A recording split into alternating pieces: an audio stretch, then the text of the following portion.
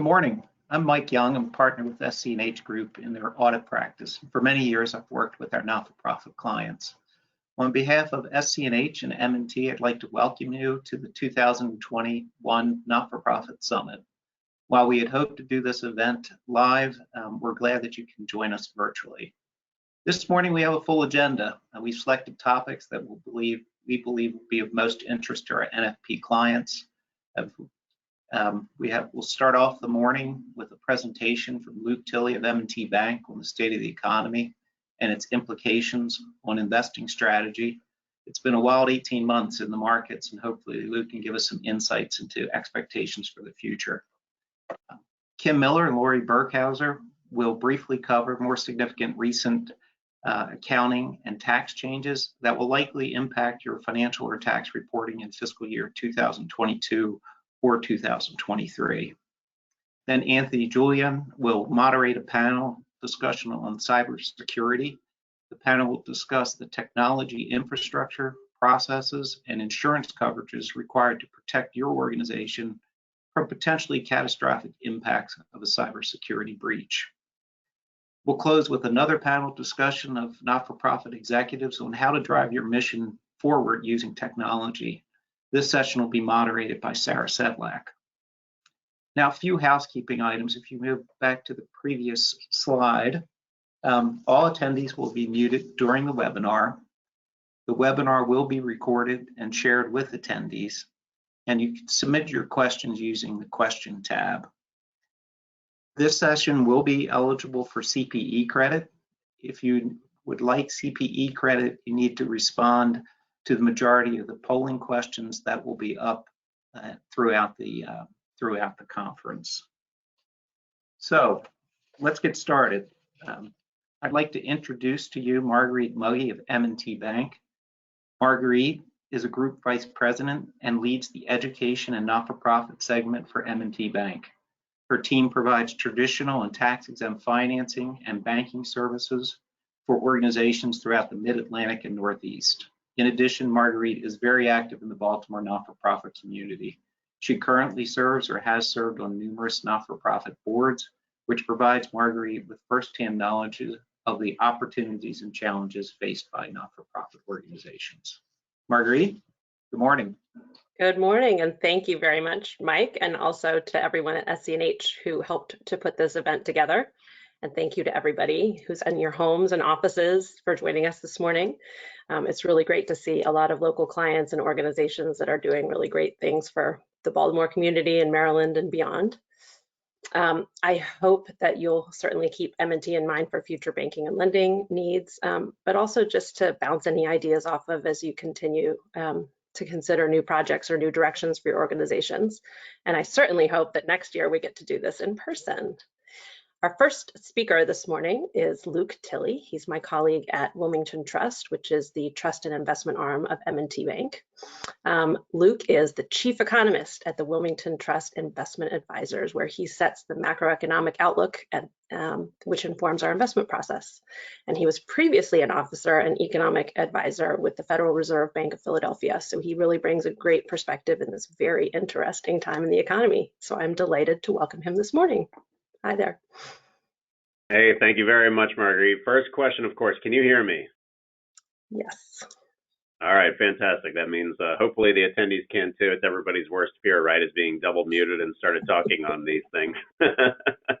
Am I meant to pose this question to the group? I knew we were going to ask this, but I didn't realize that it was going to be me. But as you heard, some of the polling questions are going to go through the day, and this is the one that is, of course, most connected to me. Polling question, please answer the poll if you can. What is the current rate of inflation in the United States? And that would be a year-over-year measure. And I'm disappointed to see here that I am not allowed to vote because I actually know the answer. So I don't remember how much time you're allotted, but go ahead and check the box that or the circle, the radio button that you think is right about the current rate of inflation in the United States. Inflation, of course, is going to be incredibly important as we think about the outlook going forward, not just for the cost of goods that all of you are seeing as you go to stores and about your daily lives, or also running your businesses and organizations and seeing sort of the ramifications of costs, but also for interest rates and for markets. We think about inflation basically all day, every day, and the answer is going to be incredibly important. So I'm guessing, by the way, that the screens just changed there, that we got enough answers. And then I think control is going to be handed over to me so that I can share my slides. Here we go. View in full screen. No one can see your screen. Click to start sharing. That is probably the way to do it then. Now I have multiple screens, so I'm going to have to see which one actually pops up here. I'm going to start by saying audience view. Could I have one of the organizers just tell me if you're able to see my screen? We're good, Luke. Can you see the post-COVID investment outlook slide? Yep. Excellent. Thank you. I appreciate that. Okay. So as the title implies, the post-COVID investment outlook, as we think about the market going forward, it's not that COVID is no longer part of our lives. We're just taking a longer-term look at the ongoing implications of COVID. I think it's fairly clear at this point, at least most people's opinion, the epidemiologists, that COVID is with us in much the same way that a flu will be. So we haven't actually made it from it being a pandemic to being endemic. But it looks like it's going to be with us. What we're talking about and thinking about are the permanent effects that the pandemic and all of the changes in our lives are going to have on the economy going forward. So as we think about those things over this year, it really plays into the overall narrative about the U.S. economy, about international economies, about markets, and the way that we're positioning our clients. And I'm not going to go through all of the bullet points on this slide, but I will say that we are fairly optimistic about economic growth, as you'll see. We're pretty optimistic about the international economy. Therefore, we are what we refer to as overweight to equities and sort of risk assets. And that's really a reflection of the way that we feel about the economy. But of course, there are risks inherent in that, a lot of them coming back to inflation, the topic that we just asked the polling question about. So first and foremost, we are expecting continued growth in the U.S. economy. So this slide is showing a projection for the year that we're almost done with. Hard to believe it's almost Thanksgiving. But we don't have the fourth quarter of data yet. Of course, we're still living through that. We just received the third quarter data. And when we factor in our projection for the fourth quarter, we get 5.8% for this year. Now, if you get the news flashes on your phone, or if you pay attention to economic data, probably not as closely as I do, you know that the third quarter came in pretty much on the weak side. It was a 2% annualized growth rate compared to 7% in the first quarter, 7% in the second quarter. And what happened in the third quarter is we saw a pretty dramatic pullback in consumer spending in the aggregates. Now, a lot of that was tied to the rise of the Delta variant in June and July, and to some degree August. And that really cut off some spending on services, as we'll see. But some of it just comes from the lack of availability of automobiles. The sheer drop in automobile sales, which in September were as low as they had been since the end of 2011, was a massive drag on growth in that third quarter. So when we look at that third quarter number of 2%, when you factor in just the sharp decline in auto sales, that took 2.4% off of growth. So if you just took out auto sales, growth would have been on everything else in the economy would have been much stronger, about 4.5%. And that's coming from not from lack of consumer demand, but lack of availability and all of the supply chain issues. So we expect consumer spending to grow in the fourth quarter. We'll have a little bit of a reacceleration of growth. We saw a pretty optimistic, pretty positive report about retail sales just yesterday morning, retail sales for the month of October. We know that consumers are back out there again, maybe getting a jump on the holidays. The more important point about this, of course, is looking forward and looking into 2022, where we do have that 3.5% annualized growth expected for next year. And just a couple of points about that. That is despite what is going to be a drag from federal government spending. We had the two massive rounds of fiscal stimulus this year, fiscal stimulus checks that went out starting the first week of the year, January 4th. they started heading out. And then we had the even bigger round of fiscal support in the month of March.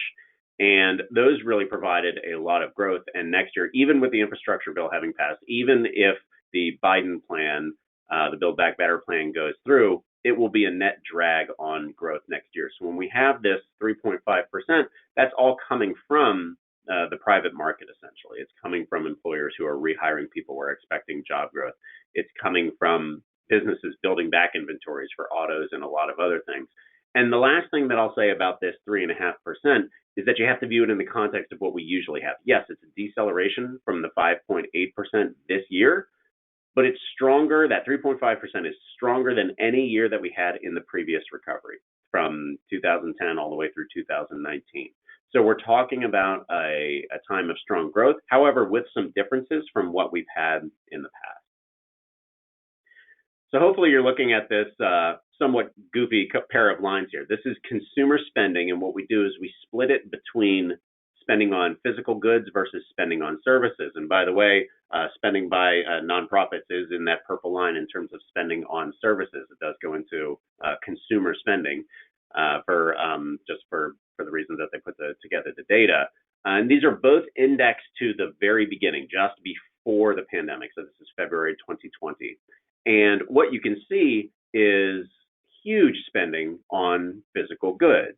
So it turns out, and I went to school for economics for a very long time to learn this, it turns out if you lock people in their homes and send them trillions of dollars, that they will end up spending it on physical goods. We have clients, I have people that I talk to in businesses, especially the ones who sell items that are most likely to get picked up here. A client who sells flatware and dinnerware and stemware, said that a lot of people decided to sort of replace their china and their stemware. Turns out if people actually sit in their dining rooms for a year and a half, let's spruce it up a little bit. People spend on treadmills, pools, decks, patios, iPads, computers, all of those physical goods. And as you can see, as annotated in the chart, they really move up sharply either when you're reopening the economy or when the stimulus is going out. The purple line has not recovered to pre-recession and pre-pandemic levels. And again, that was moving up a little bit more strongly in the summertime before the Delta variant interfered. Going forward, we expect this rotation to continue. You can see where the spending on goods has come down, and we expect it to keep coming down more back to that previous trend. And for the purple line, the spending on services to pick up as people return to a little bit more normal lives, cut back on purchases of treadmills and patios and decks and computers and things like that. So this has important implications for inflation because it also turns out that if people go up to the peak, there was something like 21, 22% above pre-pandemic buying physical goods. Turns out that that's very challenging for companies to keep up with that. And what you end up with is some shortages and also some inflation, of course, and inflation, the hot topic of the day. Switching from the consumer and thinking about CapEx and CapEx by firms, the dynamic after this recession has been stark in its difference from previous cycles. So we're showing compared to just before the recession, where is business CapEx now? And as you can see, it's returned to above the pre-recession levels. Compare that with the previous two recessions, the financial crisis that accompanied the housing collapse, and then also the dot-com boom. It took 16 quarters, 4 years, for CapEx to return to pre-recession peaks. And it has already returned there after a much shorter amount of time, 5 quarters, 6 quarters, now we're 7 quarters past. And an important note here, when we dig into the details of this orange line, having already returned to the pre-pandemic peak, is that it's very different from the way it looked before. Spending on physical buildings, space, is still down and still going down. It's actually below the purple and the gray lines. However, investment in iPads, servers, R&D, software, all of those kind of things that help us all work from home and help businesses innovate in this time has brought the overall orange line positive, and it really has been remarkable how much CapEx has gone in there. And we expect that to continue as we go through this year. We're not done investing in these new technologies. We're just on a different trajectory than we were before the pandemic. And then the last thing that I'll say is we expect firms to be rebuilding their inventories. Most visible with autos, and the fact that a lot of the auto lots are empty because you can't get semiconductors to put in these cars right now. This chart is showing, don't worry about the axis, it's kind of hard to read. I mean, the striking feature, of course, is that going back to 1997, we've never had this experience where it's inventories divided by how much you're selling in a quarter. So like, how do your inventories look compared to how swift your business is? Clearly, the shelves are pretty bare.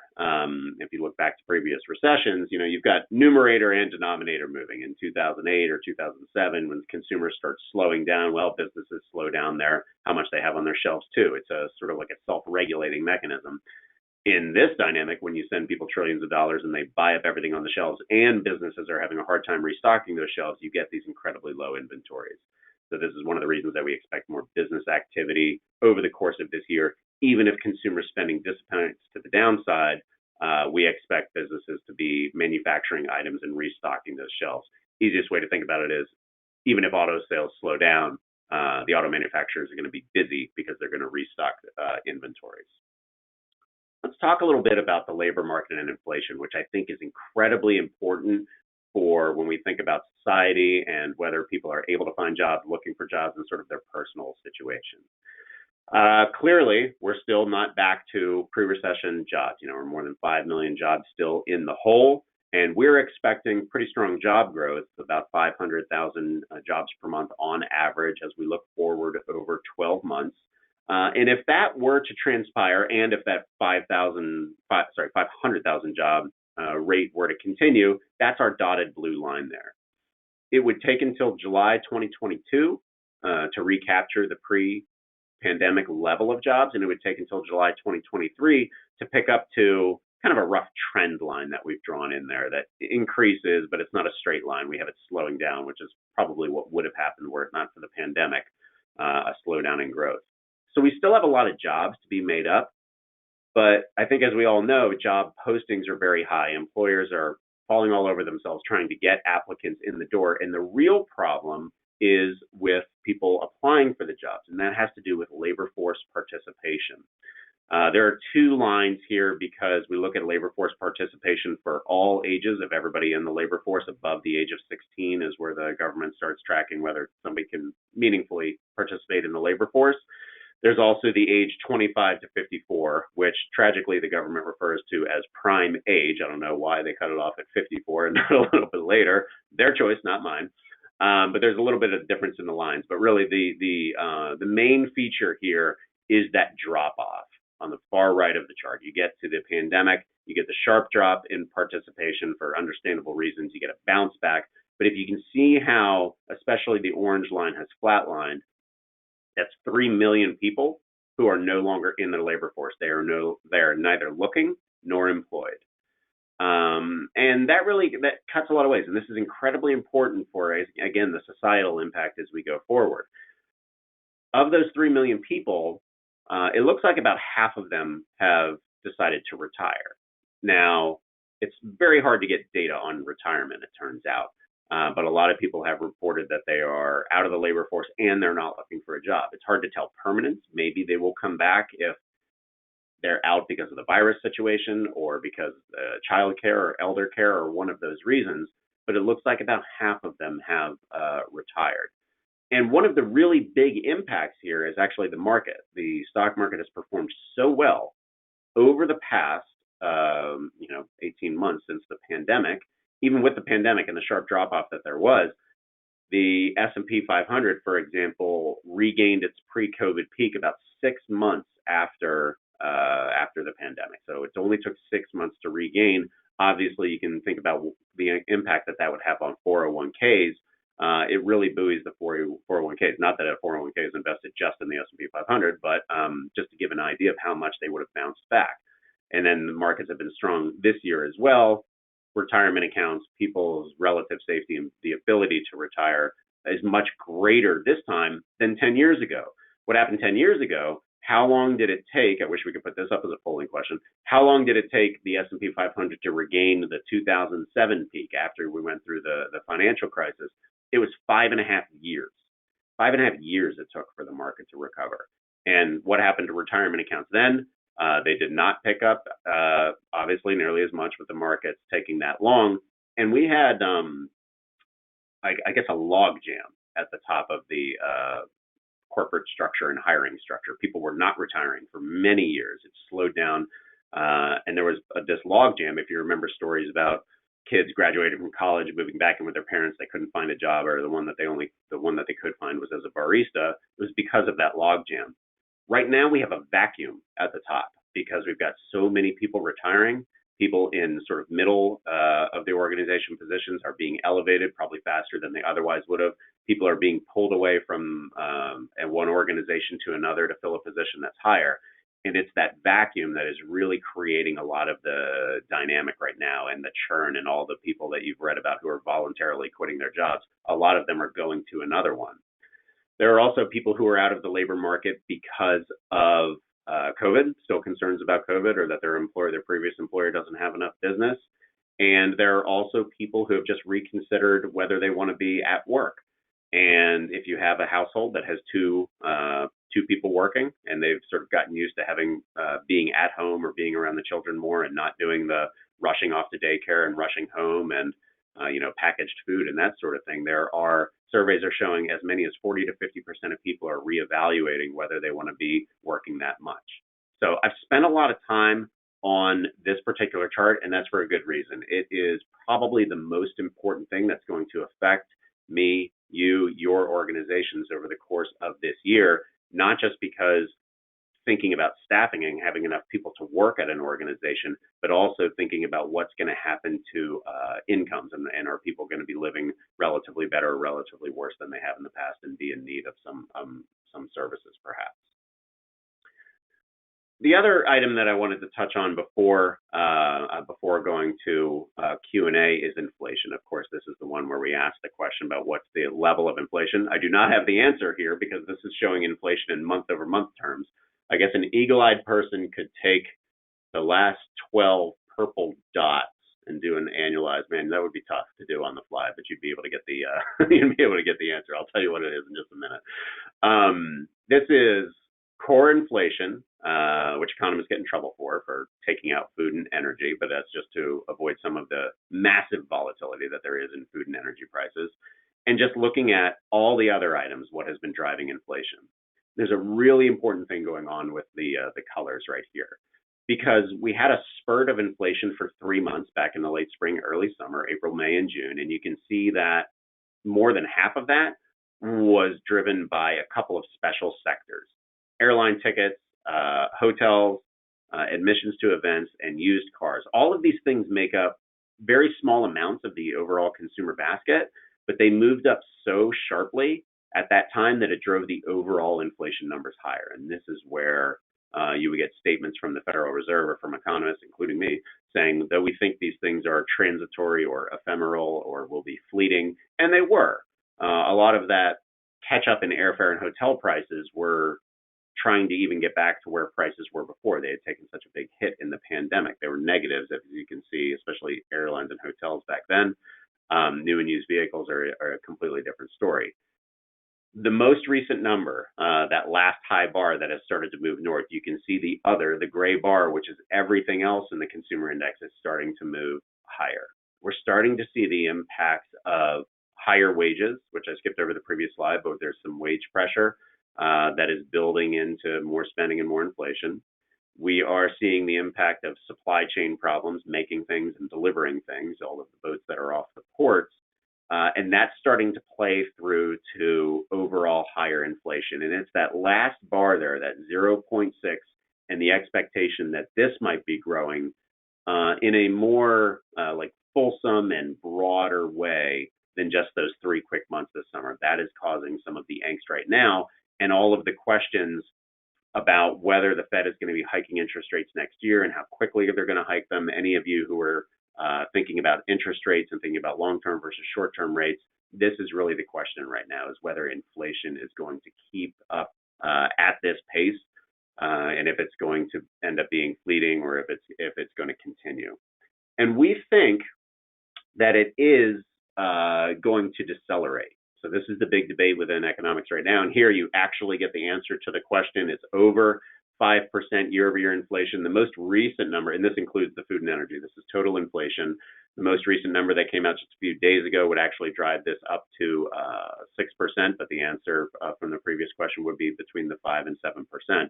The more important question of where is it going from here is that dotted line, and that is our forecast where we expect inflation to be coming down towards the 3% level over the next 12 months and through the end of 2022. Now, this is the huge point of debate. It is whether it's going to stay where it is right now and we'll get ever higher inflation, 4 and 5%, or if it's going to be decelerating. So the most important thing here is not the orange line going down does not say that prices are going to go back down. It says that prices are going to go up at a slower rate. Like prices going down would be down below the zero line, right? So our contention, our belief, and the drivers that we think they'll have inflation coming down are multi-fold. There's a few different reasons. The first is that we had all that stimulus this year, trillions of dollars that were sent out, and that drove inflation higher. We're not going to get that again next year. Whether you get the Biden Build Back Better plan, the transportation plan is over multiple years. None of those things are even close to sending out trillions of dollars to people to spend on stuff in their home. And that spending on stuff is a lot of what has driven this inflation. Additionally, we think that some of the pressure that's in the labor markets and those wages, we do think a lot of people will be returning to the labor market, and we don't see wages spiraling higher from here, but there is sort of a risk there. So some of this inflation is coming from those higher wages, firms being able to pass on those costs. We don't think that that's going to continue as much, but that would be the risk that we would miss to the upside.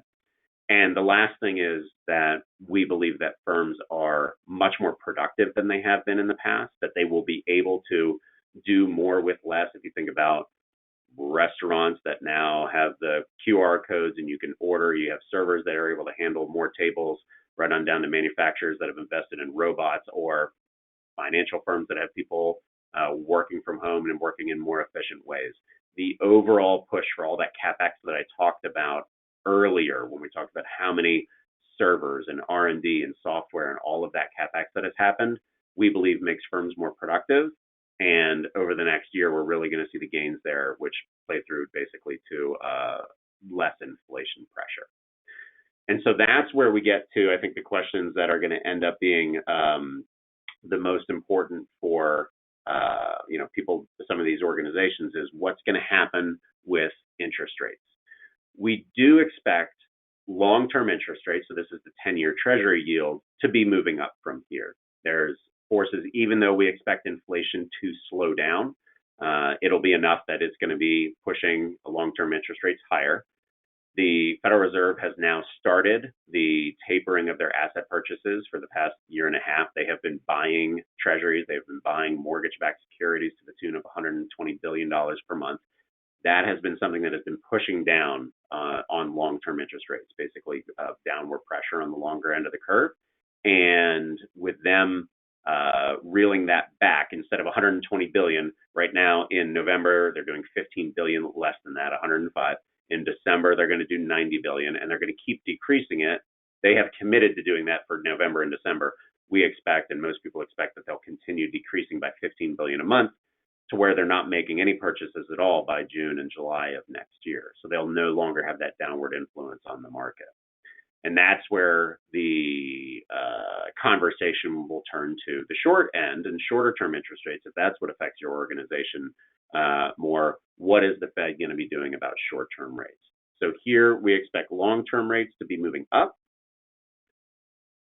And then whether the Fed starts pulling this orange line up is sort of the main question. So the forecast period here, the big sort of shaded area in the background, is the total balance sheet. A lot of money, more than $8 trillion when they get to the tapering and sort of that flattening out that they have on their balance sheet, and sort of the flattening of that gray into the yellow area is what I was just talking about with their purchases.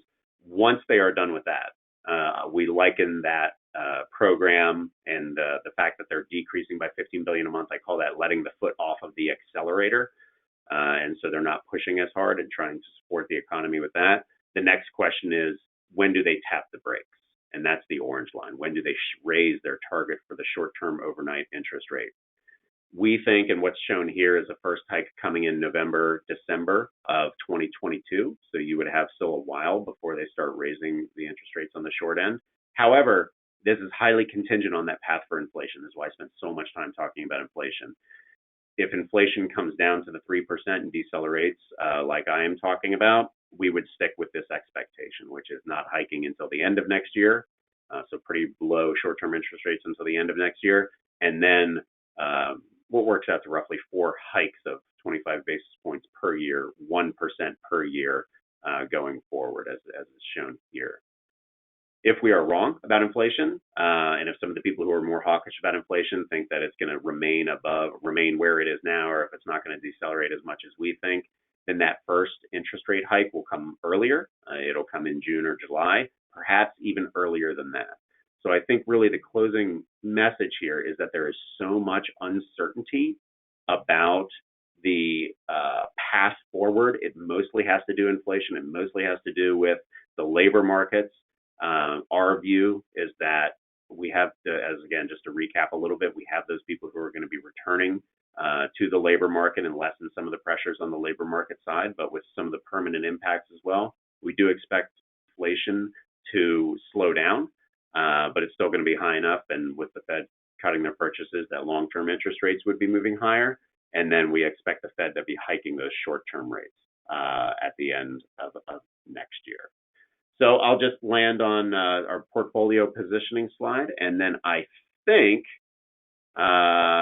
I think there have been questions, if there are any, that were going to be submitted, and those are going to be posed now, unless nobody asks any questions, and then I can get out of here without facing any of the hard questions. So let me stop there and see if our organizers have any for me. Hey, Luke, we don't have any questions just yet, but we do have another polling question to throw up there. And then if anyone has any questions for Luke to keep him on the hot seat here, we do have a few minutes if anyone wants to send those our way now. And then Rena will get the next polling question going in the meantime. Okay, fantastic. So I've stopped sharing my screen.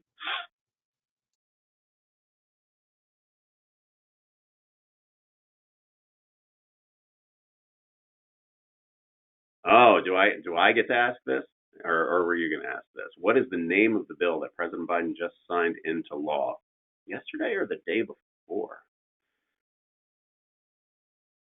Pretty recent.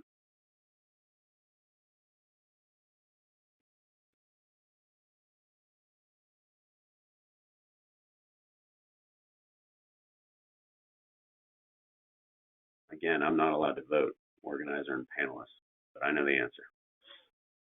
I think most people will too.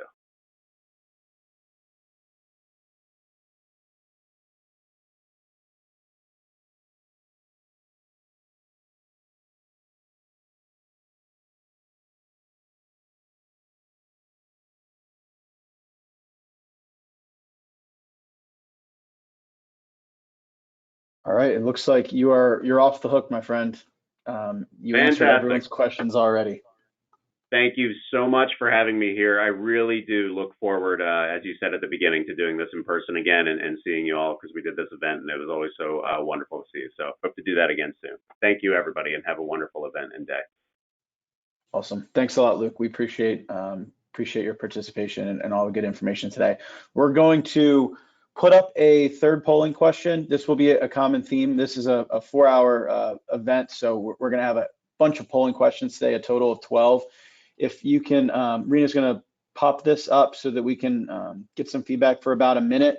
And then what we're going to do is we're going to give, wait about 5 minutes, and then we're going to bring Kim and Lori on to do their tax and accounting updates. So if you need to refill your coffee or anything like that, we're going to resume again here at 9:10.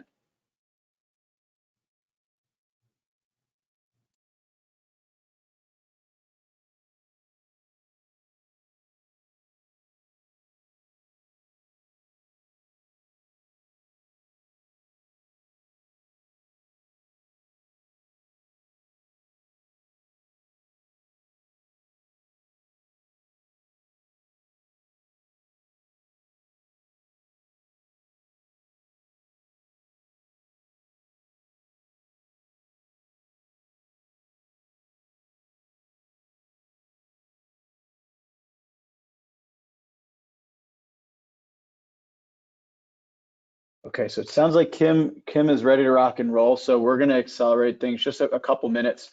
And we are recording this session, so it will be made available if anyone does miss it. But Kim's going to come on and get started here in 2 minutes.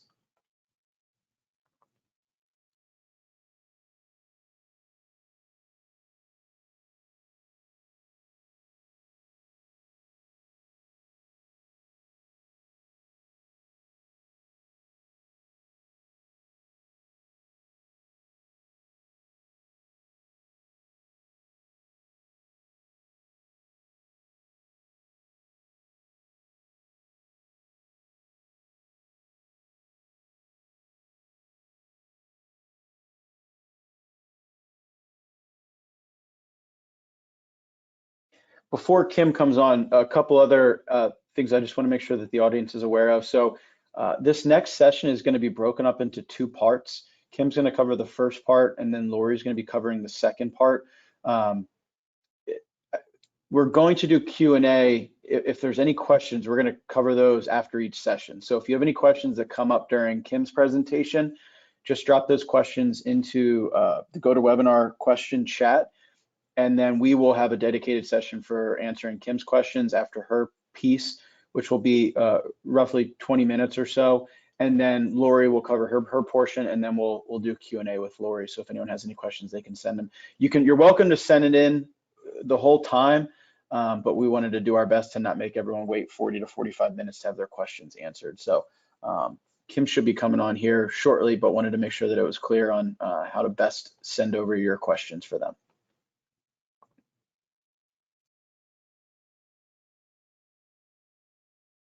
Colin, I'm ready to go anytime.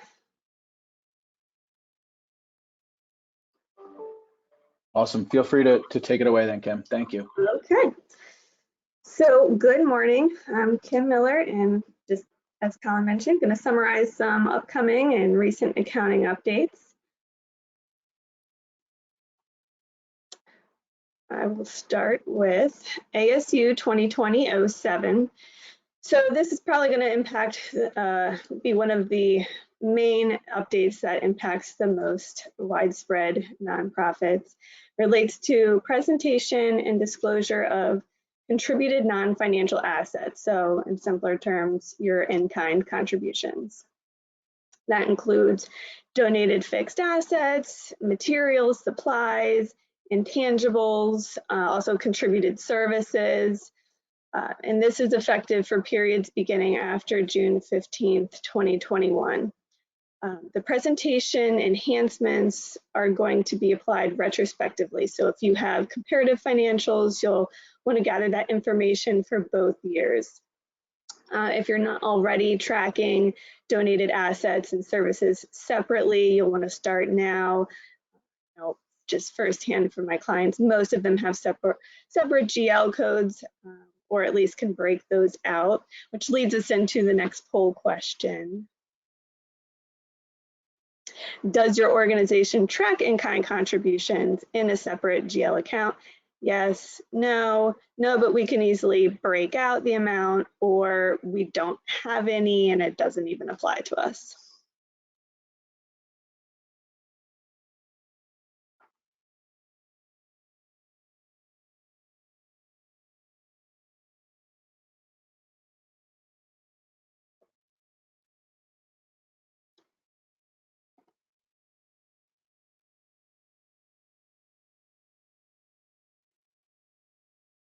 All right. So I guess I don't get to see the updates real time, but as I said, from firsthand experience, I think most nonprofit organizations track in some way that if it's not a separate GL account, they can at least break it out in detail. So on the financial statements themselves, the face of the financials, on your statements of activities, it'll now be required to break out those in-kind contributions as a separate line item. This presentation example is right from the FASB guidance. You can use your own terminology. If you refer to it a little differently, that's fine. And some of you probably already have that breakout, but oftentimes it's lumped into contributions, the total contribution line. So that has to be separate now. when you get to the footnotes, one thing you'll have to do is disaggregate the amount of in-kind by category. So if you have vehicles, if you have services, those different types, you want to have most easily a table showing those different categories. There's also going to be some narrative that enhancements, so some policies, including whether it's your policy by category. Again, they want to know for each category whether it's your policy to monetize or sell those assets when they come in or utilize them in your operations. And if you do sell them off, what's your policy for monetizing? Are there any donor restrictions associated with those donated goods? Valuation techniques. So how are you fair valuing these gifts when they come in? Next slide shows an example right from the FASB guidance. This is a table. So you can see they break it out by category for both years. The next two slides are examples of the narrative disclosure that the FASB gives as an example, and it's great. They have a lot of different categories here, so you can see how they disclose some of those valuation policies, the programs the assets were used in, and donor restrictions, again, all those new required details. And then you can also show it in a combined format, so the narrative and the amounts in one table if you choose to do so. Okay, so we have ASU 2020-04 reference rate reform. So as you know, reference rate reform refers to the transition towards some new global reference rates, moving away from LIBOR and other interbank offered rates. So think about, if you haven't done so already, those rates in your debt agreements, investments and derivatives. They could even be in some leases or compensation agreements. Depending on your industry, they might be in contracts with customers. So just think about all those instances where an agreement might be referencing LIBOR or similar rates. So one thing when you're amending, entering new agreements, using that fallback language to implement provisions that specify how a replacement rate might be determined when the triggering effect occurs. So when LIBOR is no longer being quoted. From an accounting perspective, it can be challenging to determine whether a contract modification results in a new contract or continuation of the existing contract. So what this accounting standard does is it provides some relief in accounting for contract modifications as well as hedging relationships. And this is only available until the end of 2022. And if you elect to use the expedient, you have to apply it to all of the eligible contract modifications you have. Next slide. ASU 2021-01. So what this does, it really just has some clarifications of the previous update we just discussed, as well as some clarifications to the reference rate reform topic 848. Won't go too much detail there. The next, ASU 2019-06, and where are we? So ASU 2021-03, we can go to that slide. So this update is currently effective. Under the former guidance, an entity is required to evaluate goodwill impairment triggering events when they occur to determine whether it's more likely than not that the fair value of a reporting unit is less than its carrying amount. So if it's more likely than not that goodwill is impaired, you must test goodwill for impairment using the triggering date as the measurement date. So what this amendment does is allows you to elect not to monitor for triggering events during the reporting period. Instead, you can wait till the end of your reporting period and evaluate all the facts and circumstances when you at the end of the year, or if you do interim financials at those reporting periods, as opposed to doing it at each triggering event. So this accounting alternative should reduce the effort and complexity a bit. The next one also relates to intangibles, but this one might not have a material implication on many of you, but if you're in the process of implementing a new service contract for cloud computing arrangement, keep this one in mind, because so in a cloud computing arrangement, the customer typically pays a fee to a vendor in exchange for access to a software over the internet. So it's being hosted, you don't own the software license. Previously, there was no capitalizable cost involved in these service contracts at all. However, now, this requires you to capitalize certain implementation costs. So the month-to-month fees, still the same treatment, but certain implementation costs for cloud computing arrangements will now be capitalized, and that the intention is to align this treatment for these service contracts with internally used software. So it kind of aligns the treatment, which you'll see in the following slide is a diagram that shows, whether the hosting agreement is internal or it does not include an internal use software license. Same treatment for the implementation cost. You're going to capitalize and amortize over the life of the contract anything in that application development stage. And that could include coding, testing, customizing the service, travel for your service providers who are implementing. It would not include training for your employees. That treatment still is to be expensed as incurred.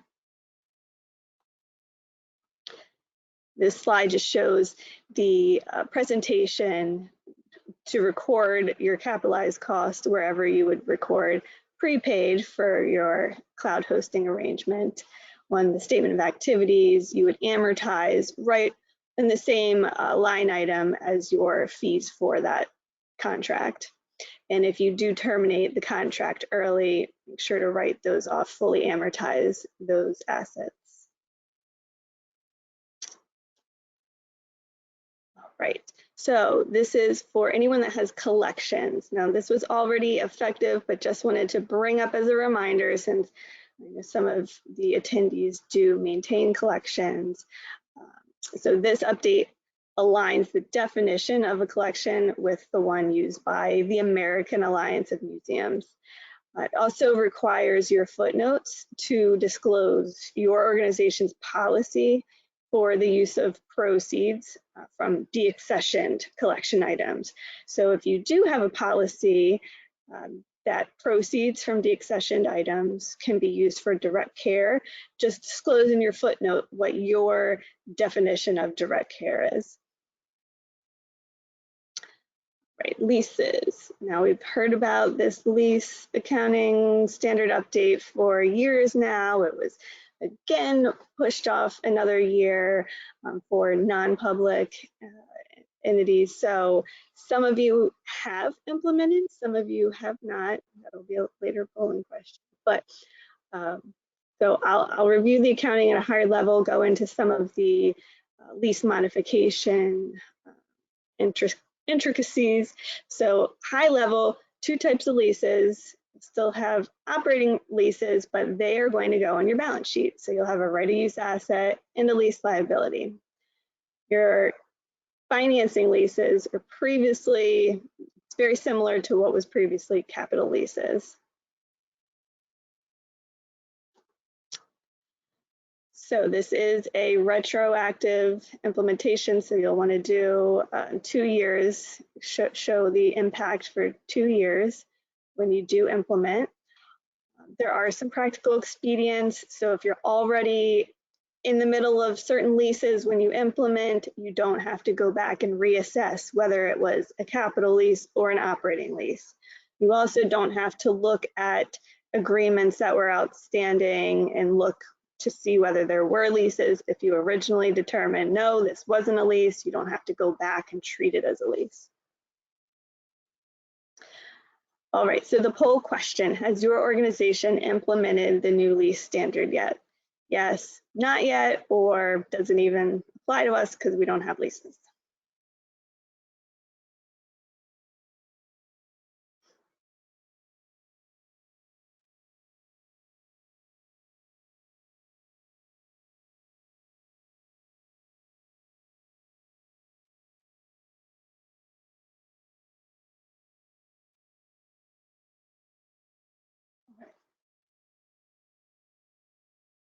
Okay. So operating leases, so in both lease types actually, the initial right to use asset and the lease liability are going to start at the present value of future lease payments. And the discount rate you use to determine that present value is the rate implicit in the lease. And if it's not readily determinable, use your incremental borrowing rate for a comparable period to whatever your lease term is. For operating leases, the expense is recognized straight line over the lease term, so that hasn't changed from original GAAP. And for operating leases, again, the lease liability will always equal your net present value of future payments. So that will always be what your lease liability is at the end of each reporting period. This is the criteria list for finance lease, previously capital leases. Hasn't changed significantly, but one thing they did is instead of using specific percentages, they made the terms a little more ambiguous. So you'll see for number 3, it says major part of the remaining economic life. Previously that was 75%. So, and then in number 4, you'll see substantially all of the fair value of the underlying assets, previously 90%. So those are still reasonable and commonly used threshold percentages, but now you have more flexibility to determine what is reasonable in the cases of your leases. So when there is a lease modification, you will want to determine whether the modified provisions would have resulted in a different lease classification at the inception of the lease, and whether you should treat it as a new lease or a continuation or modification. So if the lessee and the lessor, if both parties agree to change the provisions in a way that would have resulted in a different lease classification, you'll want to consider it the revised agreement as a new agreement over the remaining term. So if you're going from an operating lease to a capital lease, treat it as a new capital lease, or vice versa. This slide gives some common lease modification scenarios that you can reference, such as adding or reducing square footage, lowering payments, extending the term. So some common modifications that you might run into. Won't go through line by line, but this is a good kind of easy, quick reference to the generalized treatment in these circumstances. As we know, there's always exceptions and unique circumstances. So this isn't a one and done answer, but this is generally how these will be treated for these types of modifications. When a lease is terminated in its entirety, there should be no remaining liability or asset. Write those off. Also, the termination penalty, both of those things will run through your as a gain or loss. Lease incentives, such as the lessor might pay for moving expenses or give you a rent abatement, those generally reduce the lease expense or the amortization expense, depending on if you have operating or capital lease. And then for leasehold improvements, oftentimes it's not explicit in the agreement who is taking ownership of those assets, so who should record those improvements on their books. this is a helpful list when trying to determine who owns those leasehold improvements. Some questions to ask: will those assets be transferred in title to the lessor as soon as they're installed? Is the lessee required to submit construction plans to the lessor for pre-approval? Is the asset so specific to the lessee that it really wouldn't convey or transfer to a new tenant? An example that they give is carpeting with the lessee's logo in it. That's not something that can really transfer. That'll have to be redone when a new tenant moves in. So that's likely something that would be unique and recorded by the lessee. All right, and I think I have a few minutes since we're running a little bit ahead before I need to stop for questions. So I'll actually go into a couple of these reminder slides. So ASU 2016-14 already implemented a couple years ago, but I wanted to bring up some things that I've firsthand seen, some just needing reminders, things that might have been missed or overlooked. So when you have contributions with donor restrictions for capital related purposes, such as your capital campaign gifts, you no longer have those multiple options on how to release those restrictions. You have to wait until those fixed assets are placed into service, so if your project or your construction straddles more than 1 year, those restrictions might be tied up for more than one period. You'll have to wait till the end to release. Some functional expense allocation reminders. One reminder: it is okay to change your methodologies. Your operations, especially in times of COVID, people's roles change, program activities changed. It is okay and good if you look at those methodologies each year and think, should they be changed? How should they be changed? That methodology is not something that should be static. It's something you should revisit each year.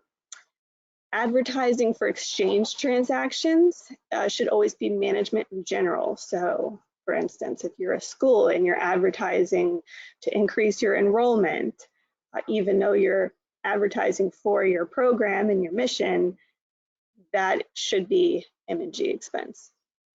And reminder, if you're not already doing so, costs like interest, occupancy, janitorial services, internet and telephone, repairs and maintenance, those can be allocated among program as well as management in general. A lot of times organizations think it's not specific, doesn't seem specific to the program, so we shouldn't put anything in program, but you can. It is fair to do so, to allocate a portion to program. And then on your statement of functional expenses, a reminder to include all expenses, even the ones that are netted with revenue line items on your statement of activities.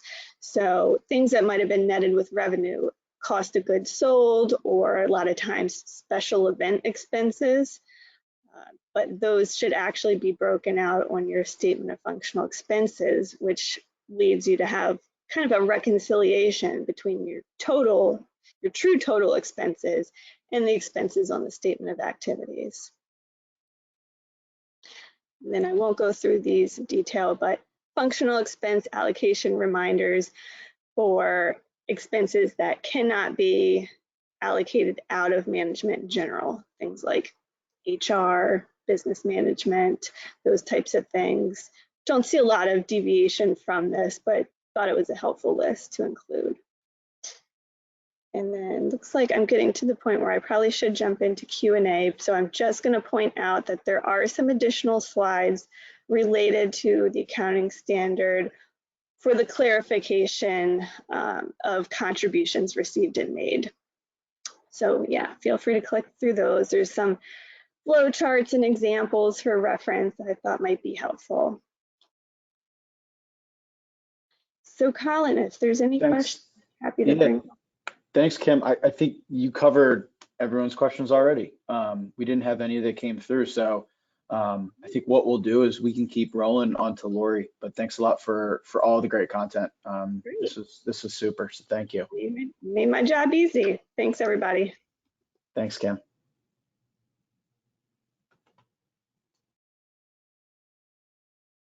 All right, awesome. Welcome, Lori. Well, I'll let you get started. Lori Berghauser here, principal at SC&H Group. Take it away, Lori.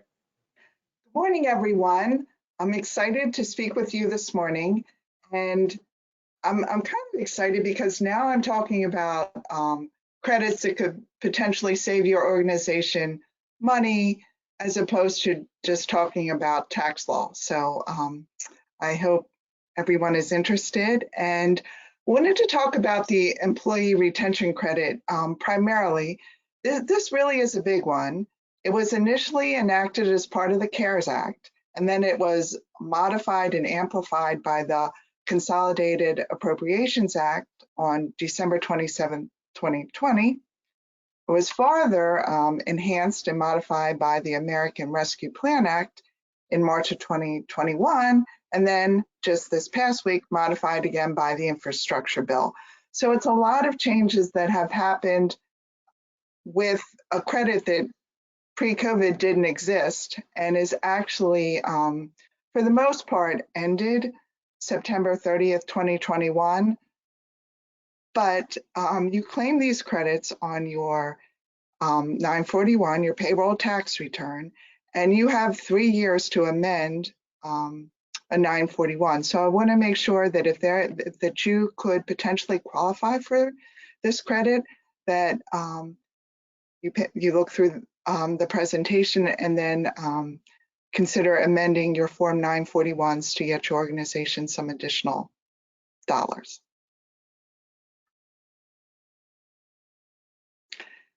So historically, with the CARES Act, the Employee Retention Credit was established in 2020. And at the time it was established, if you were applying for a PPP loan, you couldn't have both a PPP loan and the Employee Retention Credit unless the PPP loan wasn't forgiven. So a lot of organizations did not pay attention to this credit at first. Briefly, it's a qualified employer was allowed to take a payroll tax credit for 50% of qualifying wages up to $10,000, so a maximum credit of $5,000 per employee. And the period is March 13th to December 31st, 2020, under the 2020 version of the Employee Retention Credit. And you have to, with the passage of the Consolidated Appropriations Act, you can now have it take the Employee Retention Credit for wages that were not used for the PPP loan. You just can't double dip. So you couldn't have the Employee Retention Credit for the same wages that were used for the PPP loan. So there are differences in 2020 and 2021 of who's a qualifying employer. So in the definition in 2020 looks at, I'm sorry, I said that a little bit wrong. The large and small employer is different between 2020 and 2021. So a qualified employer is somebody whose operations were fully or partially suspended during any quarter in 2020 due to official orders from appropriate government authority limiting commerce, travel, or group meetings due to COVID-19. For the most part, this is what you saw last year when non-essential businesses were shut down for portions of the year by the governor or by Baltimore City, Baltimore County. So if that's the case for your organization, then during that period, you could potentially take the credit. Your operations have to be more than nominally impacted by an order, so more than 10%. And if you were able to transition from live to remote within a 2-week period, they would not generally call that fully or partially suspended. The other criteria, so it's an either or, is you had a significant decline in gross receipts during the calendar quarter. And that would be looking at calendar quarter, for example, Q2 2020 to Q2 2019. And if you had a decrease of revenue of 50%, then you would get potentially you would qualify for the employee retention credit for that quarter. And I want to read this. I know it's not good to read slides, but I just want to read it and explain what it means. So if you experience a significant decline in gross receipts during the calendar quarter, you continue to qualify until the first quarter after gross receipts are greater than 70% of the gross receipts for the same quarter in 2019. So if your gross receipts in the second quarter of 2020 were 48% of the second quarter of 2019, you qualify for that quarter. Let's say the third quarter of 2020, your gross receipts were 70% of Q3 2019. You still haven't gotten to that 80%. So the second quarter and the third quarter qualify. Let's say in the fourth quarter, your gross receipts are 110% of what they were in the fourth quarter of 2019. That is the quarter that your gross receipts are greater than 80%. So you get second quarter, third quarter, and then you also get fourth quarter because that's the first quarter after gross receipts are greater than 80% of the gross receipts for the same quarter in 2019. So in 2020, if you were impacted, the limit we talked about is 50% of $10,000 of wages, and that's for the entire year. So the maximum credit you're getting here per person is $5,000. This does change though for 2021 and can be much more significant. As we talk about the definitions, a small employer, this is a 2020 definition,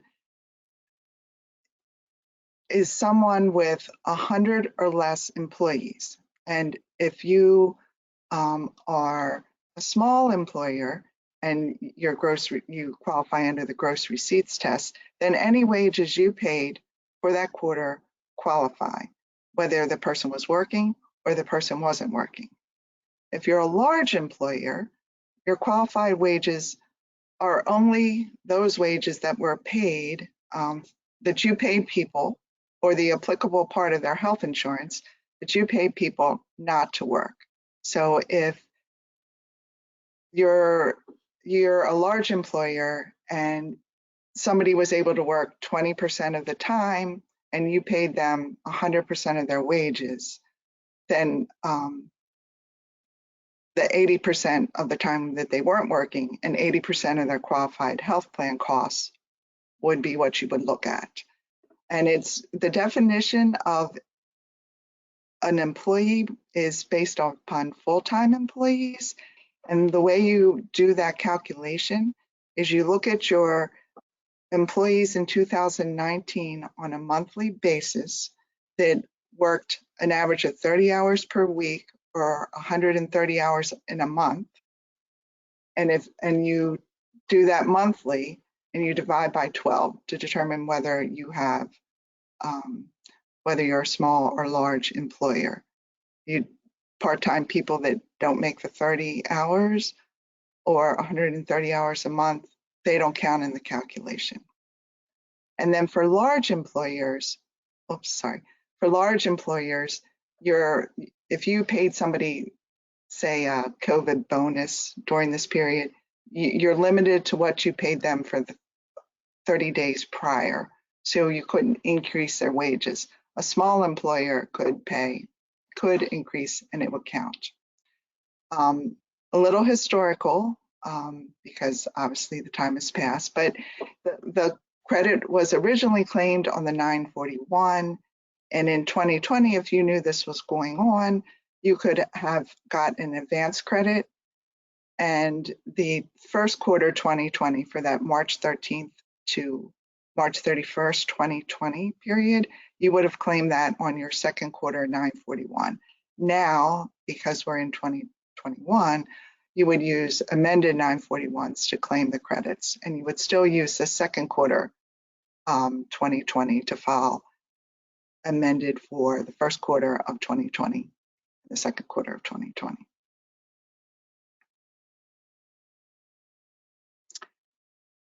Can an employer with a 20% reduction in sales in the third quarter of 2020 qualify for the employee retention credit? Yes, no, not sure.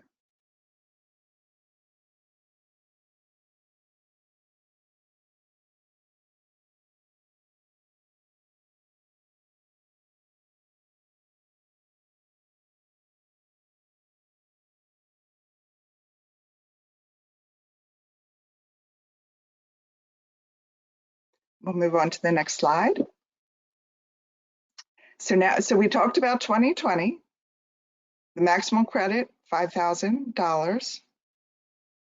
2021, this has changed 3 times. The Consolidated Appropriation Act gave you Q1 and Q2. The American Rescue Plan Act gave you quarters 3 and 4 of 2021. And now the infrastructure bill just retroactively took away the 4th quarter. So what's beneficial is that it's now a credit up to 70% of qualifying wages, so up to $7,000, and it's per quarter. So potentially $21,000 per employee if you qualify. The definition of a small employer is now increased to 500 or less employees based upon the number of full-time employees that we just talked about in 2019.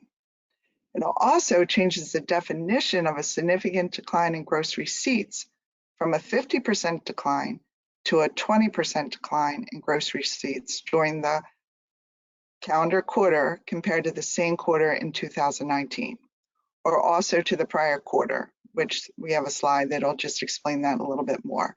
And it also removes the cap that limited wages to the that were paid 30 days prior to the period of the credit. So that is gone in 2021. So this is, if you qualify in 2021 per quarter, you can get $7,000 per employee up to $21,000. So the definition of gross receipts for tax-exempt organizations. There is a box on your 990 on page 1. It is G, letter G, and it has gross receipts. And every year, I think I would get a question about what's included on that line. And this is the definition of gross receipts for tax-exempt organizations. So it's a gross amount received as contributions, gifts, and grants. It's the gross receipts from any provision of services or receipts from your business activity. It's the gross amount, unfortunately, from the sale of assets, including the gross amount from the sale of your investments. And it's the gross amount you receive from interest, dividends, rents, and royalties. And for anybody who likes looking at the 990, there are the specific lines to pick up. When you're looking at this on a quarterly basis, you're using your organization's method of accounting. And very, very important, you can elect to exclude from this calculation any gross receipts from PPP loan forgiveness. And you do that by not including them. This is where I wanted to graphically show you the option to use the alternative quarter for significant decrease in gross receipts in 2021. So when you look at the first 4 lines, they are the rules for the 2020 employee retention credit. In 2021, now you just have to have that 20% decrease. And you can look at Q1 2021 to Q1 2019, or you can look at, alternatively, you can look at Q4 2020 to Q4 2019 to see if you have a greater than 20% decrease in gross receipts. And you can change every quarter in 2021. You can use that quarter, or you could look at the alternative prior quarter. So I think this chart is helpful, and it's just a quick thing that you can look at to see if your organization may qualify.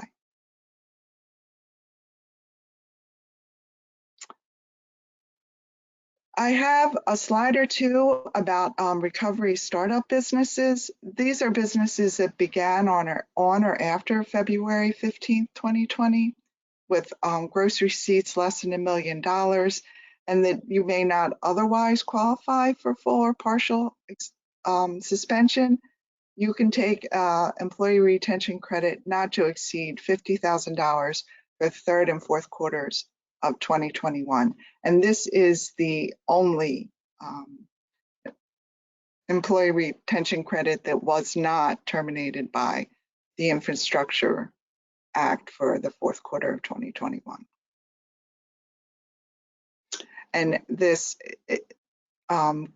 you should know that when you're talking about qualified wages, it does not include any payroll costs that were used for a first or second quarter PPP loan if the PPP loan was forgiven. If it wasn't forgiven and it was treated as a loan, those payroll costs would count. And then any wages that you use for the Family First Corona Response Act or any other medical leave credits. And if you had economic aid for the Hard to Hit Business, Nonprofits and Shuttered Venued Act, or any, if applicable, I don't think we have any restaurants on the call today, but those do not qualify for the third and fourth quarters of 2021.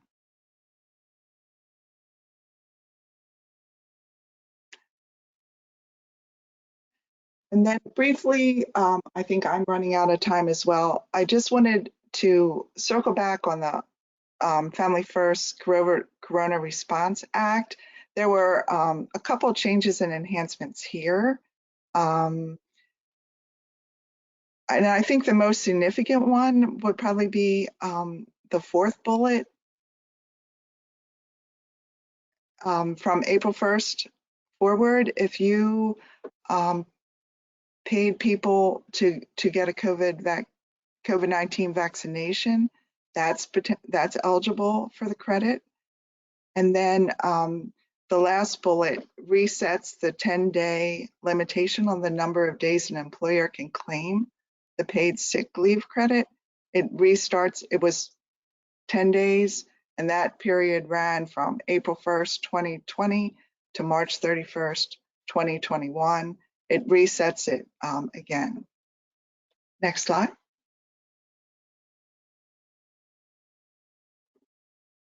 And this is just a quick summary of kind of the rules for sick pay. Reasons 1, 2, or 3 are all like if you're experiencing COVID and you have to quarantine. And then reasons 4 and 6 were if you're caring for someone with COVID, and reason 5 had to do with there wasn't childcare. Most of that is gone. I just wanted to kind of refresh your memory there. And then the last credit I wanted to talk about is, next slide. Oh, I'm sorry, there's a polling question here. If a business did not claim a sick or family leave credit on its original Form 941, can they file an amended 941 to claim the credit?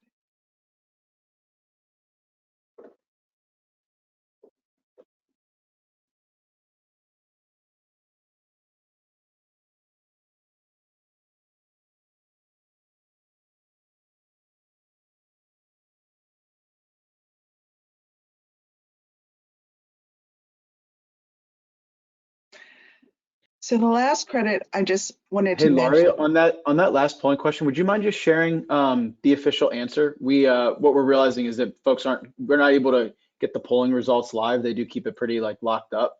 So if you could just, maybe we go back to that slide and you tell us, everyone, what the answer is. I don't know if we got 100% right, but that would be helpful. Oh, sure. Cool, thank you. So the answer is true. You can file an amended tax return. You have 3 years for any of these credits. So whatever quarter it was, you have 3 years from the date that return was due to file an amended return. The last credit I wanted to mention, I'm not sure how many of you see this, but I just wanted to make sure you knew it was out there. So if you have an assistance eligible individual and you paid their COVID, there's a credit available also on your Form 91. And so an assistance eligible individual who is an individual who is a result of a reduction of their hours or involuntary termination, essentially due to COVID, not gross misconduct. And they're eligible for continuing COBRA assist coverage, and they elect that COBRA continuation coverage, and you have to pay for it, you can get a credit. Are there any questions in the queue, Colin? I think I may have run close to my time. No, you're doing well. We have 2 questions. I'll read the most recent one that came in because it's actually related to COBRA, and I think you might have just answered it, but you're much more of a COBRA and ERC expert than me, so I don't want to assume. But Bonnie asked, do you not include COBRA subsidy through September 30th, 2021 in ERC calculations? There is nothing in the guidance right now that says you can't do both, but I'd be hesitant just in case farther guidance comes out. Okay, thank you. And then the second question, if we apply for a COVID-19 relief loan, is it under liability, and would it affect our accounting structure? So you don't apply, you just file an amended Form 941. So you just request it back. You don't have to, unlike a PPP loan, you don't apply for it, you just file an amended 941 and obviously retain your support for the calculation of the credit if you were ever audited, the same way you would retain records for payroll. The guidance from the IRS is that these credits reduce your payroll costs for the period that the credit relates to. So Kim, I don't know if you can unmute yourself, whether you would consider this significant enough that you would need to report this by restating your financials. My guess is that generally it is not. Exactly. Our general initial approach is not to restate unless it does happen to be a material. So I would say probably a case-by-case basis. Let us know the dollar amount, and we can assess if it's material enough to misstate. But in most cases, probably just run it through the following year.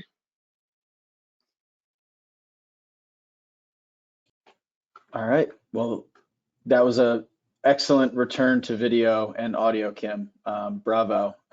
So Laurie, thanks a lot. Kim, thank you very much.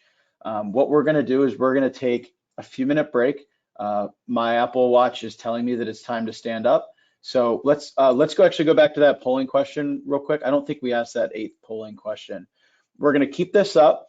Rena's going to put this question up. Please answer this question, and then I'm going to introduce Anthony, Julian, Francine, Justin, and Christopher for our panel session. We are going to start that at 10 o'clock. So everyone has 4 minutes to do whatever you need to do. And then we'll resume at 10 o'clock, and we'll leave this polling question up in the meantime.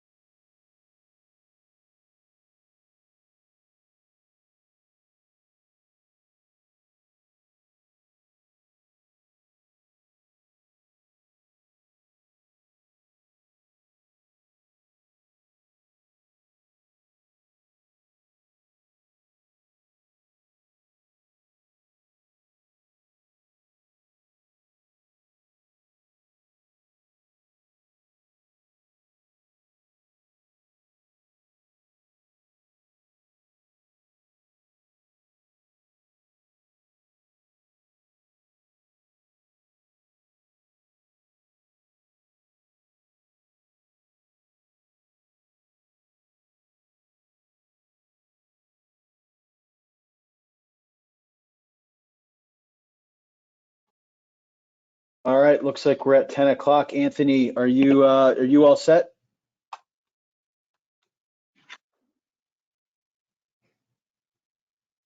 All right, perfect. I am, yes. Okay, cool. Looks like we have everyone.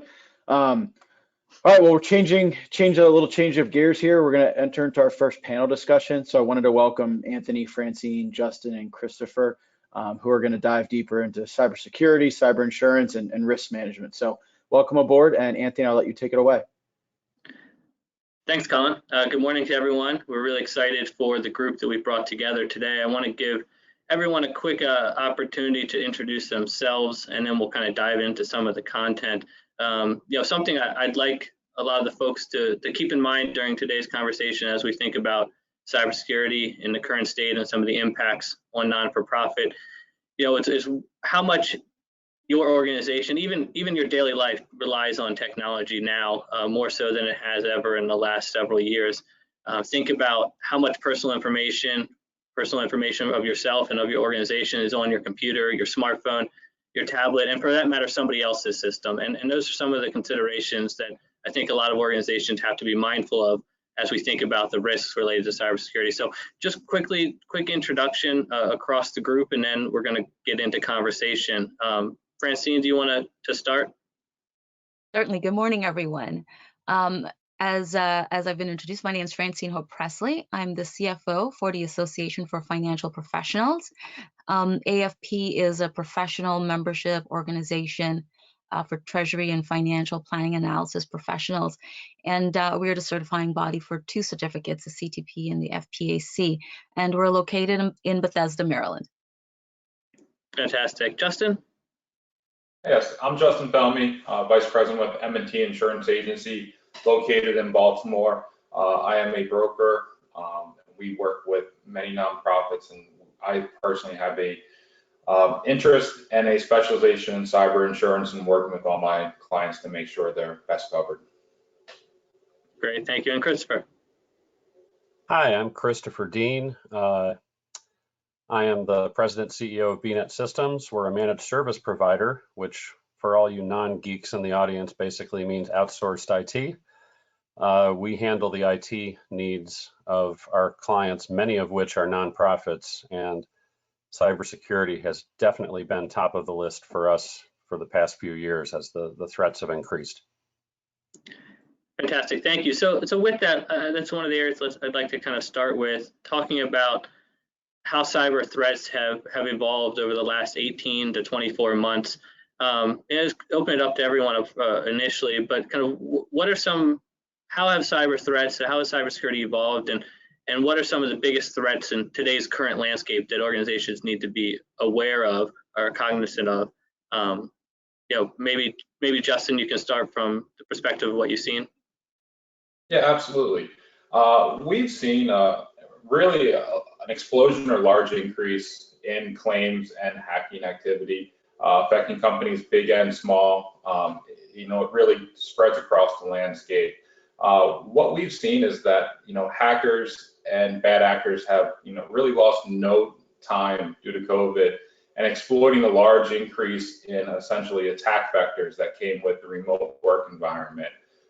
We've seen companies that quickly adopted to pushing all this technology out to their employees who are working remotely, but necessarily didn't take all the precautions and the needs to then go behind and secure all those new access points. A lot of companies, I think a recent survey I saw in some materials was 70% are still relying on just solely password-centric passwords to gain access to their systems. With the increase in both affordability and usability of some of the tokenizations or the multi-factors, that still hasn't been widely adapted. And we're really seeing, the threats really target those folks who are just using still and relying on passwords to secure their systems. Francine, from your perspective, and as a CFO, over the last 18 to 24 months, have you looked at cybersecurity any differently from a risk standpoint? Certainly, when we all had to begin working from home, it was certainly a key consideration for our organization. We are all, for all intents and purposes, based in Bethesda, Maryland. So we really didn't have a remote workforce or regional offices. And so this really was going to be the first time that we would have so many employees, 100% of our employees, for all intents and purposes, working remotely.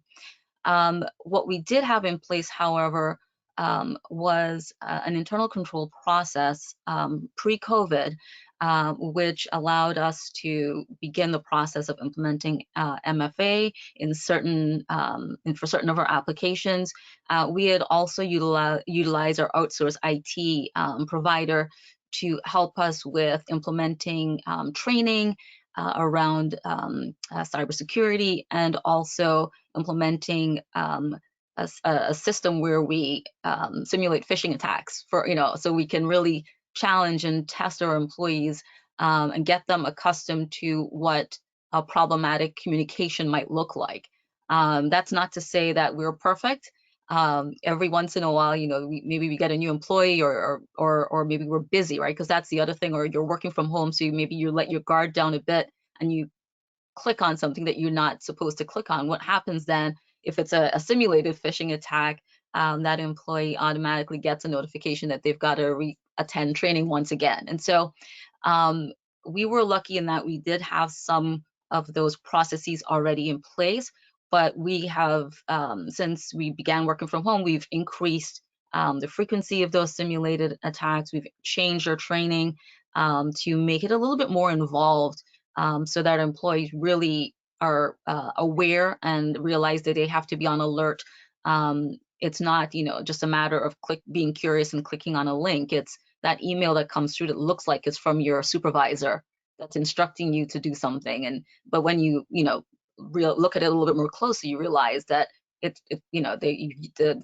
bad actor has utilized your supervisor's name, but the email address isn't quite right. And basically teaching our employees, it's been an education process for all of us, just to become more aware of all of the possible ways that someone might try to attack our organization. Fantastic. I know we're going to touch a little bit more detail on some of those areas of focus going forward as well. Christopher, from your standpoint, in terms of where we are in the current landscape, ransomware obviously is an area that's devastating and costly to organizations. Looking at Baltimore County most recently, and the fees and the cost that associated with that attack. What are the biggest threats right now that you're seeing? I'm sure from your perspective, you have a lot of insight into what the current state and the vulnerabilities that organizations should be aware of.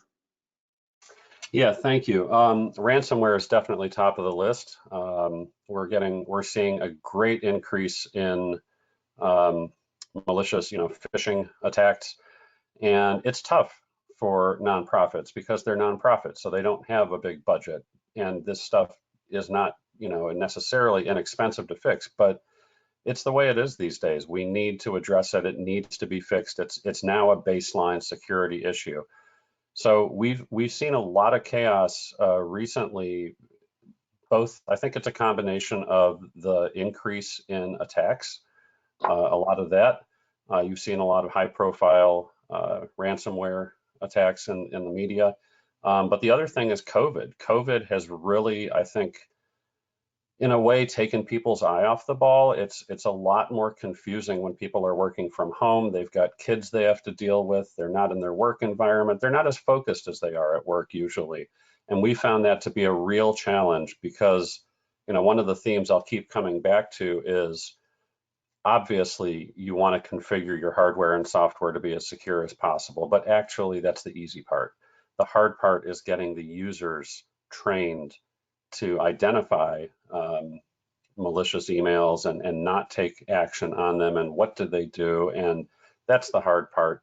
And it really needs to be, I think nonprofits need to start making this kind of their basic core training. IT security needs to be part of the basic core training because it's the world we live in. And that's one of our biggest challenges, is getting the association leadership and the nonprofit leadership to focus on integrating that type of training into their overall training, because it's not going away. So they need to adapt. And I just want to expand on that. One of the things that I think the mind shift that has to occur is that security is everyone's responsibility. It's not just IT's responsibility, right? Because we all have access to data in some form. And quite frankly, there may be some instances where we don't even have a full inventory of all of the data that's being accessed and who has access to it within our organization. And so just even taking that step back to say, what are all of the data inventory of the data, and then who has access to it? That's almost the one of the first steps along with that training. Yeah.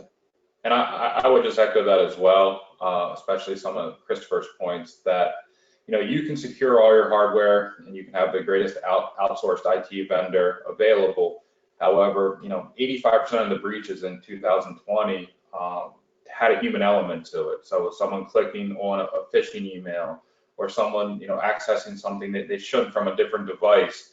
So I think really that, and what a lot of the focus from what we're seeing is making sure that it's an organizational objective to make sure that everyone's aware of that security begins with you, and really making sure that you do have those phishing programs in. And that is a topic of training as far as securing the data and knowing your responsibilities as a user of that data.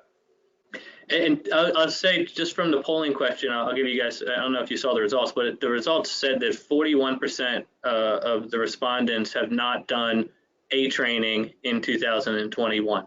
And almost 37% said it's been over 6 months. So, being that people are your largest concern as an organization when it comes to vulnerability management, how have you seen, Christopher, let's start with you, how has training evolved, and what are some of the things that organizations are doing now more frequently or otherwise from a training perspective to really, drive, to the organization, the associated risks related to cybersecurity? You're on mute, Christopher. Yeah, a couple of things. I think Francine mentioned the phishing awareness training, and we do a lot of this. We partner with a company out of Florida where it will send fake phishing emails, and you first send it out and to everybody, and then generate a baseline score. What is the percentage of phishing emails that fool people? And it's about 30 to 35% before training. And then as people get run through the training, it drops to the single digits and percentages. And what I always tell our clients is, I'm not worried. I don't think your staff and your employees are stupid. I think they're distracted. And what worries me is, you're on endless Zoom call after Zoom call, and it's just human nature to try to multitask and clean up your inbox or something at the same time.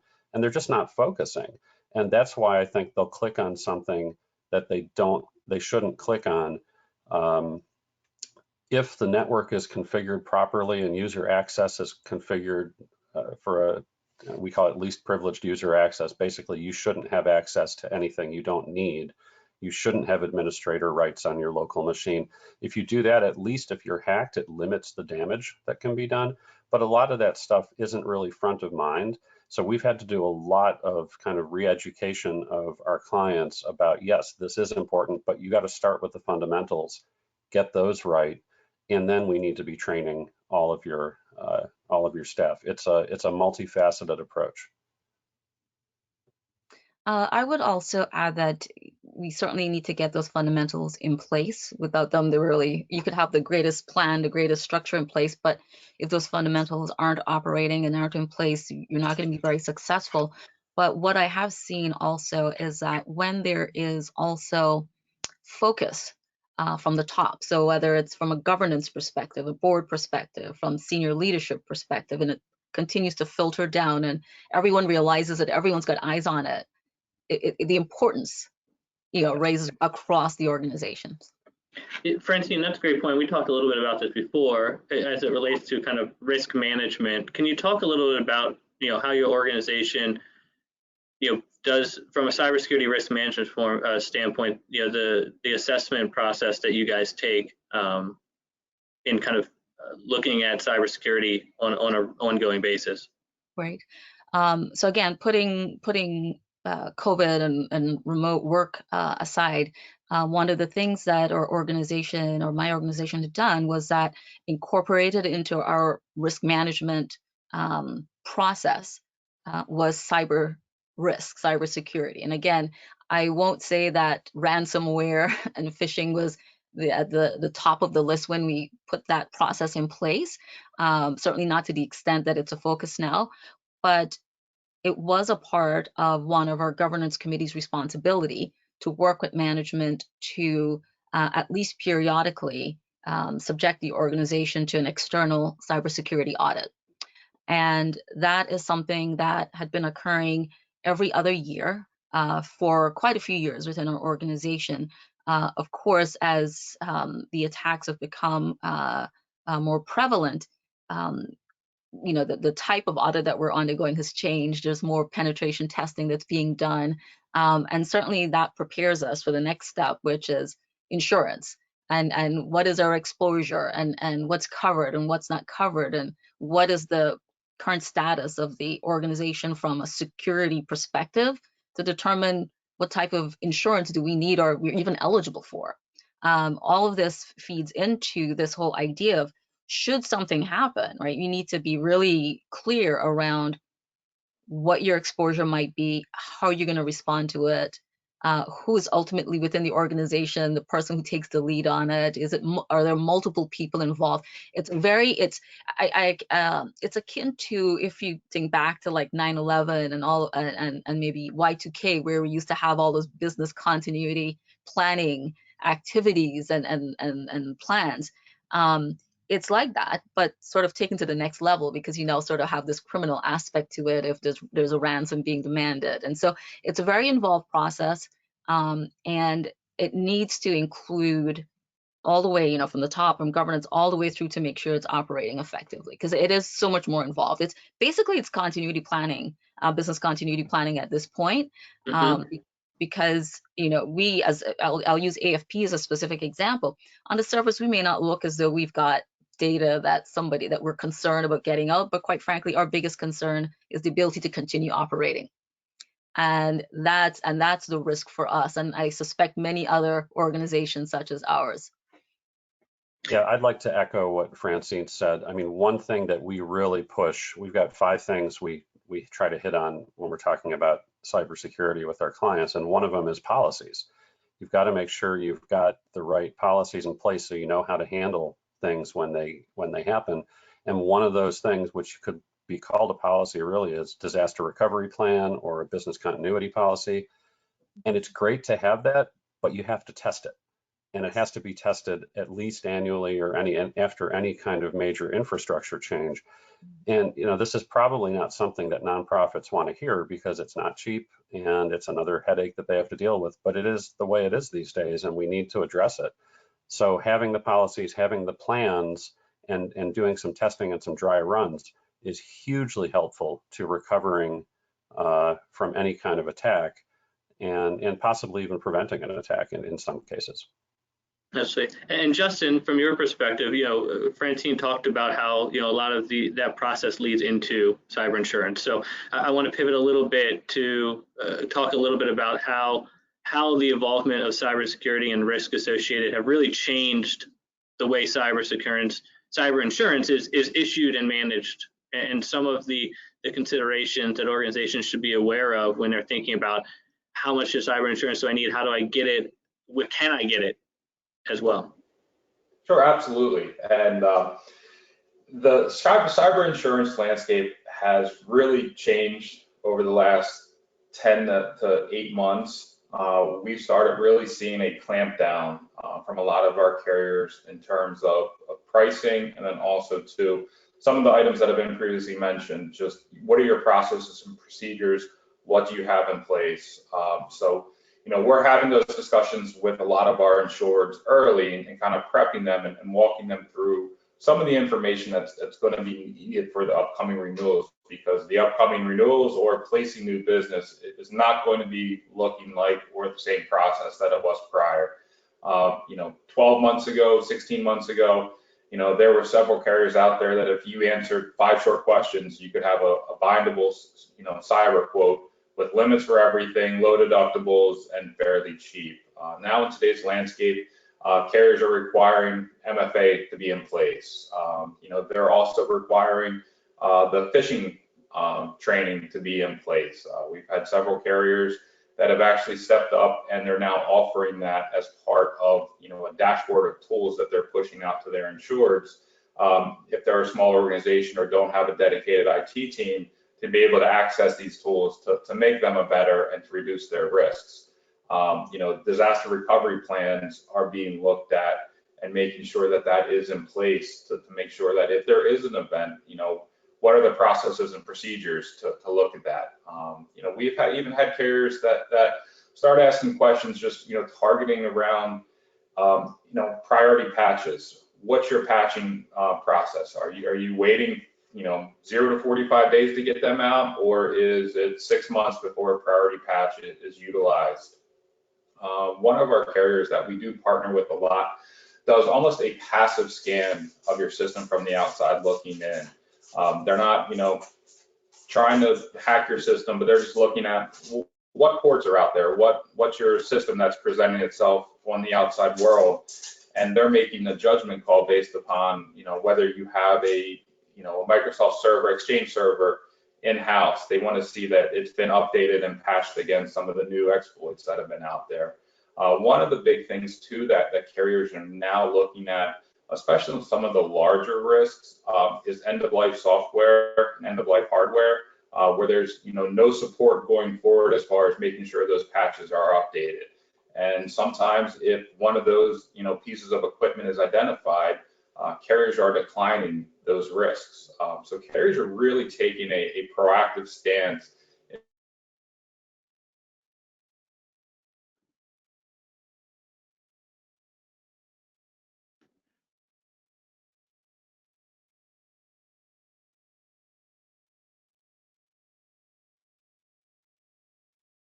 We might have lost Justin.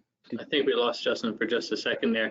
But while we get Justin back, Christopher, as it relates to, when you work with organizations that need cyber insurance, what are the things you think about as it relates to how much cyber insurance do I need?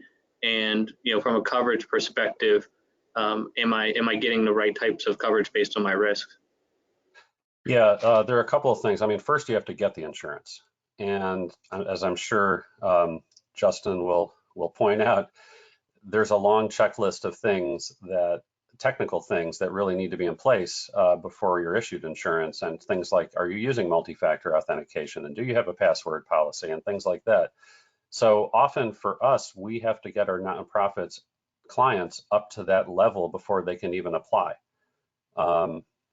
When they do apply, the amount of it, we just finished one of these advising a client last week actually about getting cyber insurance, and they went with $1 million.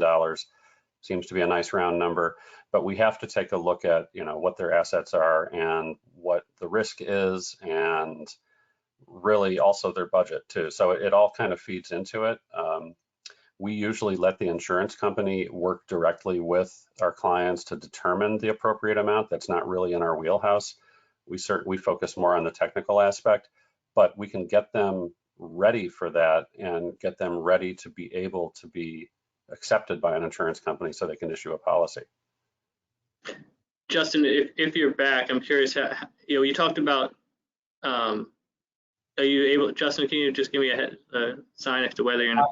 Sorry about that. Oh, there it is. Okay, perfect. So going back to the amount, the coverage side, obviously, organizations, it's become more challenging to get cyber insurance, but how about the amounts? Have you seen a fluctuation in terms of coverage, and what's some of the background as to why that may be occurring? Sure, absolutely. Yeah, we have seen that. We've seen that, prior to the past 10 to 12 months, if we had a law firm or someone that was handling highly sensitive data or had a high reliance on their network being up, because there is a business income component to cyber insurance as well, that we could go to a single carrier and get $10 million limits pretty easily and pretty, cheap and, cost effective.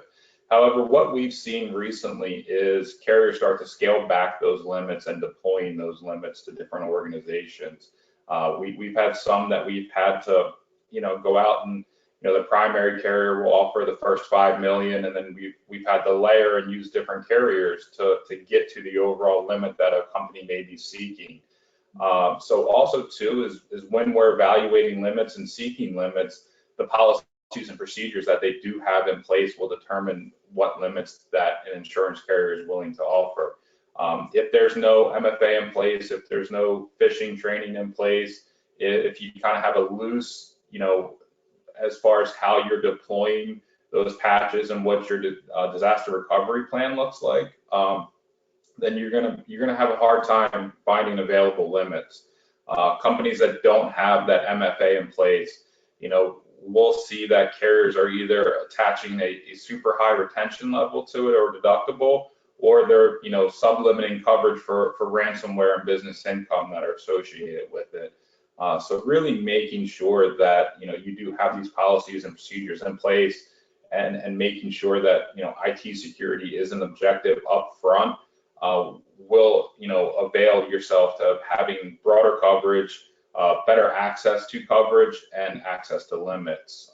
When benchmarking limits, really it comes down to working with your broker or your insured to understand what their system is, how are they organized as far as what their IT reliance is, and what the situation would look like if that was taken off by ransomware. What's your data recovery plan? How often are your backups done? Where are those backups stored? Are they on network, off network? And really working with them to kind of tabletop that worst case scenario, and then kind of working into a limit from there. Yeah, and just I want to talk a little bit about contract language, and maybe real quickly you can respond, and Francine, maybe you can give us some background on kind of how your review process as relates to contract language. But I think one of the concerns that organizations fall into is that they get cyber insurance and then they never look back at it, or they and they don't review the contract language. What are some contract language considerations? We talked about the Sony hack before, Justin, and maybe you can touch on that as an example, but contract language considerations, and then how often should organizations be reviewing cyber insurance and making sure that the most recent iterations of attack vectors and vulnerabilities are included. And like I said, maybe after you give some background, maybe Francine can give some also weigh in on kind of the review process that she's gone through. Yeah, absolutely. So part of the benefit and the problem as well with cyber insurance is that there's no really standardized policy form out there. With property and general liability and work comp, there's some governing bodies that push out language, and state regulators accept it, and it's considered admitted insurance, and it's a standardized form. With cyber insurance, almost every carrier has their own different form, and some of the pushback from carriers trying to file these rates and forms and make it more of a standardized product is exactly as you mentioned, the landscape is constantly evolving and constantly changing. So really it's the due diligence of the broker you work with to make sure that they are reviewing cyber forms, and they're only offering you forms that they've reviewed in-house, they've done policy form comparisons. I have a library of all the different policy forms from the different carriers, and personally, unless and organizationally, unless it's one of those risks that we're really scrambling and working hard to place because they don't have the necessary policies and procedures in place, we try to stick to a select number of carriers that we've already vetted their policy forms and really dug in and seen what the coverages are. And as you mentioned, the Sony hack, and it's a emerging trend and emerging threat is essentially the war and terrorism exclusion. A lot of these new hacks are being driven by nation states or sponsored by them. So typically an insurance policy is going to exclude any hostile act or an act what is considered war from another hostile country. So some cyber insurance companies have chosen to remain silent on that. We never want to see silent language in an insurance contract regarding that, because it's left up to the courts then to decide, or who the insurance adjuster is at the time, whether your claim is going to be handled. And if it's small, they may say yes, but if it's going to be a costly large claim, they may use that ambiguity against you. So we really want to see affirmative language, and a lot of the top insurance and cyber carriers are making that language affirmative right now. So it's one of the emerging trends as some of the threat vectors change as far as who's behind these attacks. Change is one of the make sure that your policy is affirmative on that type of language for war or terrorism. Great. And Francine, from a cyber insurance perspective, like, how often are you looking at coverage and reviewing policy? At least at the annually. organization level. Yeah, at least annually, we're looking at our coverage. I do know that the past 12 months, by the time we got 6 months work from home, it was something I was revisiting just to double check, working with our IT team to just see if there were any gaps in our old coverage, so that when the renewal period came around, I could start having those conversations with our broker around including, making sure the language included certain things that we wanted covered, if it was even possible. Try to understand from our broker, if we wanted something covered, what did we need to do to ensure it was covered. A new angle has been that some of our customers that we work with have asked us to include in contracts that we sign with them specific language around cybersecurity also, and if we have access to their data, what does that mean for us in terms of liability and related cyber insurance. So it is continually changing. Everyone obviously is trying to make sure they minimize their risk exposure, and so yeah, we're seeing a lot of, I would say every 2 to 3 months, there's always something new that we've got to consider and make sure that either at a minimum we've thought about it and okay, we've made the decision, where it's not something we want to address in our policy, or whether, yeah, this is significant and it will continue to become an increasing risk for us, so we do need to consider it seriously and start those conversations with our broker. Absolutely. One of the big common terms in cybersecurity is, the question of not when, but not if, but when, right? As it relates to, being breached as an organization. And so, there's a lot of preventative measures that go into cybersecurity management, but in terms of, being able to reduce the impact of a breach, I want to talk a little bit about reporting considerations and kind of managing compliance. At this point, all 50 states have some level of legislation around requiring organizations to report breaches. From Christopher, from your perspective, what are some considerations around, how do organizations prepare, and what are some best practices around managing breach situations? Yeah, there are quite a few things actually. I mean, we've discussed multi-factor authentication. That is an absolute must these days. Can you explain, just for everyone, just explain what is multi-factor? I know we talked about it a couple of times, but I think it's very helpful, especially given how much of an impact it's had in the last 12 months. Sure. So this is a way to use multiple factors, something something you have, something you are, to validate your identity when you're logging into a system. So the most common, I think, familiar thing for people would be you log into your bank's website and it sends you a PIN code to your cell phone, and you need to input that code before you can log into the site. It's the same type of thing for other cloud-based services or other systems in general, where it's more than just a username and a password. You need that alternate form, that alternate factor to get you in. And you can use an app on your phone that generates a new number every 90 seconds or something like that, or it will text you a PIN code to your phone. And the idea is, it's really twofold. Number one, nobody can get into your account without knowing that code. So it's, unless they have your cell phone or have hacked your cell phone, which is unlikely, they're not going to be able to get in. And number two, it's a bit of a kind of a red flag. If someone else is trying to log in, you're going to get the notice on your phone saying, here's the PIN code, and you're going to say, wait a minute, I'm not logging into my account. Something fishy is going on here. So it's a bit of like an early warning system too, to let you know that you're being probed. So that is a huge one. The other things that I mentioned, You want to make sure that your network is set up properly. And I won't go off into geek land on this one, but you want to segment your network. You want to make sure that you have role-based permissions. So someone on your network who's in the finance department, for example, obviously should have access to the finance stuff, but maybe not the HR stuff. So you want to make sure that permissions on the network are assigned based on the user's job role. That limit exposure, really. Yeah, it limits the exposure, and it's a good practice anyway.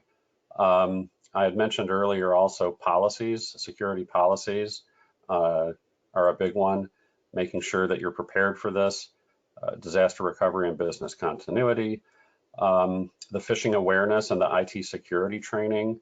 That's the biggest, really the biggest one for us. The technical stuff is not that hard to set up. It's the hard thing is getting the users to take it seriously and make sure it's an ongoing thing, not a one and done.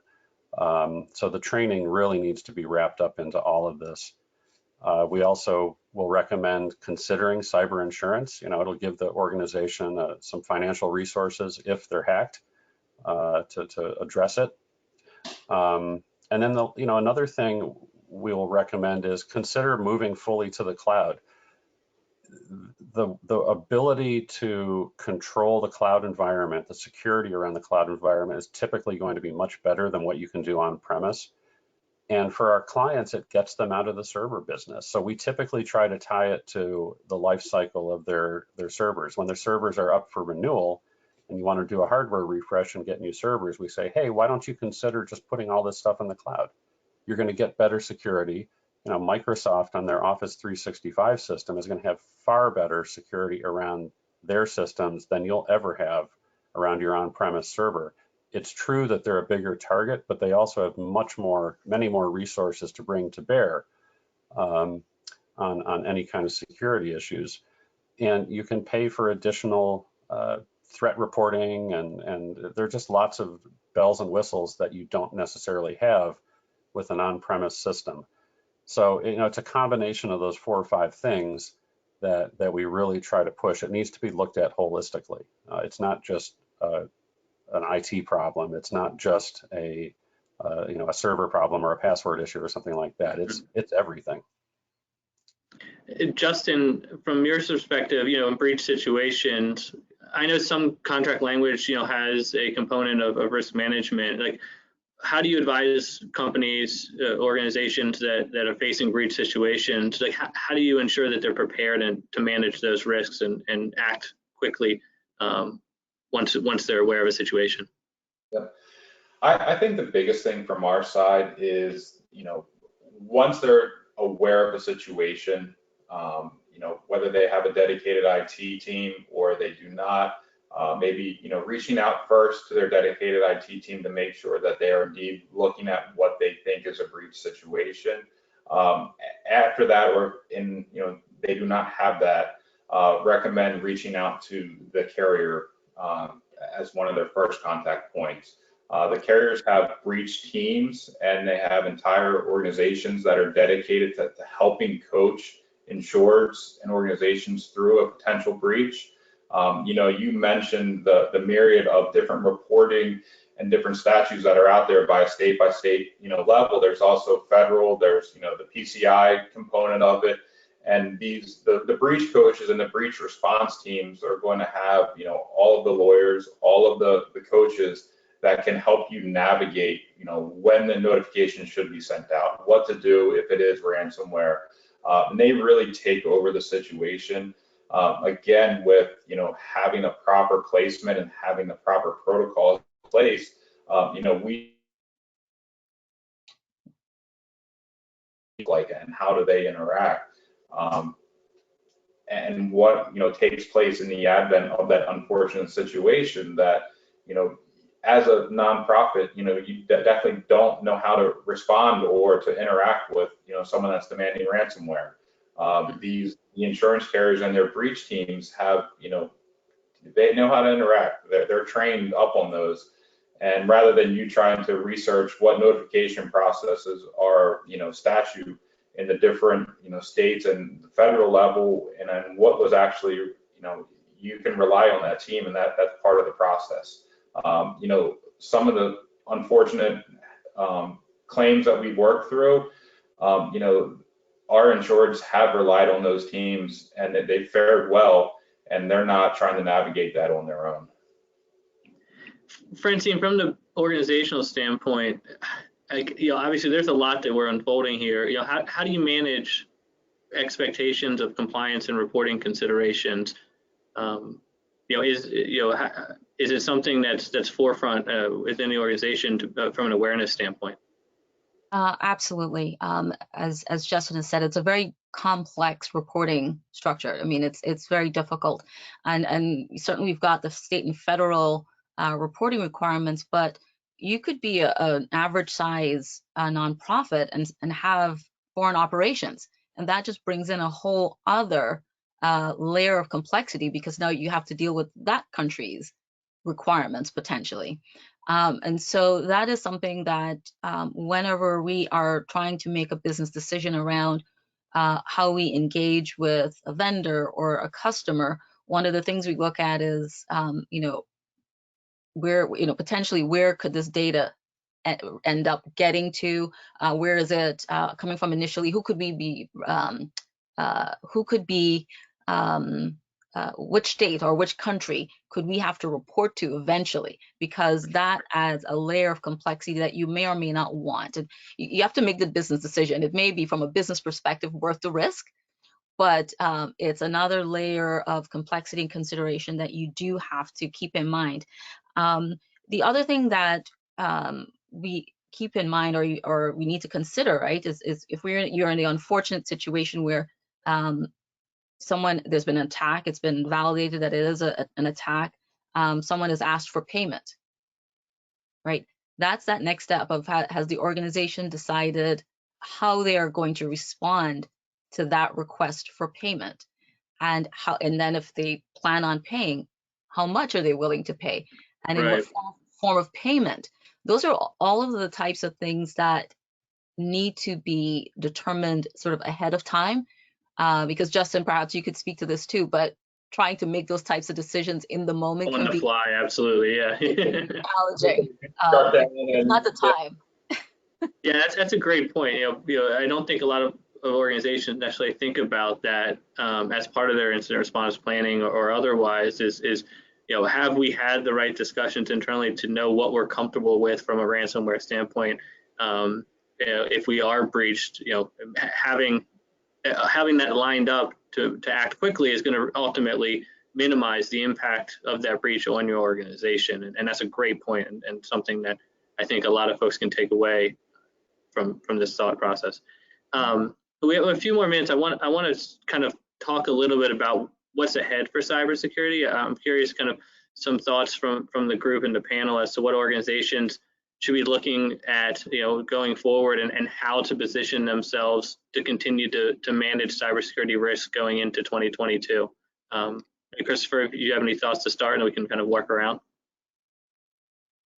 Yeah, I think it starts from the top. I think the organization's leadership needs to make sure that cybersecurity is on the agenda for planning, you know, so they can get their arms around this and their heads around this, and then start implementing all the things, the hardware and the software configuration portion, the user training portion, the policy portion, all of these things we've been talking about.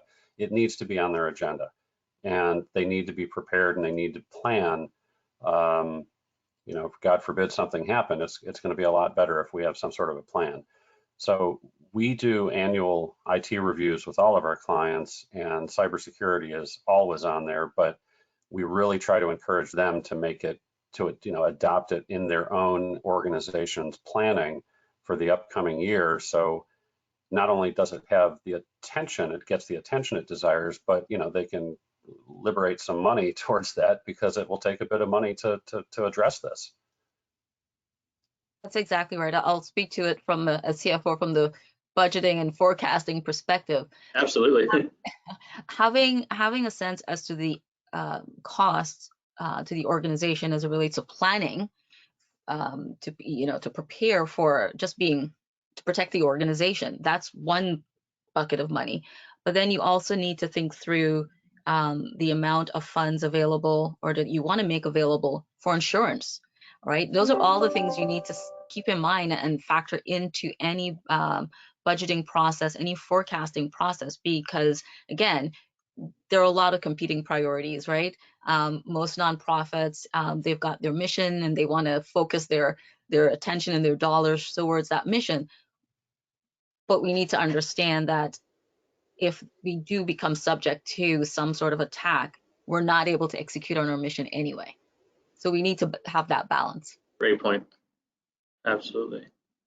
Justin, any changes from the insurance perspective that, we've seen a lot of changes, but anything specifically that jumps out? And then we do have a question I want to get to as well. Yeah, I think the biggest thing is really what some of the elements and what the insurance carriers are looking for that Chris and Francine mentioned is the planning and implementation of some of these best practices. A lot of companies don't think they will be a target, and that's just a false narrative that people make themselves feel better about. We've had small real estate companies that have been, the victims of ransomware attack. So really planning and looking at what your use of IT is in your daily life as a nonprofit, and realizing that just because you're not storing tons of personally identifiable information, that you can be significantly impacted by a ransomware attack or an attack, and you will be a target, especially with some of the unfortunate success stories and the proliferation of payments to some of these ransomware attacks is that they're not slowing down. So large, small organizations really need to focus on IT security, because in today's world, your IT is the backbone of everything you do. No matter how unsophisticated you guys are, anyone is, if you don't have access to your email, if you don't have access to your internal HR, you can't function as a business today. So really, identifying that you are a potential target and making sure that security is on your mind, just as a common business practice, and some of the training that's incorporated into the daily lives of, the employees or the volunteers, and really realizing that you need to take accountability of that, and really implementing the MFA, the phishing awareness tracking, and some of those things will really help you better position, to be able to, function, and then also be aware of the security that's needed in today's world.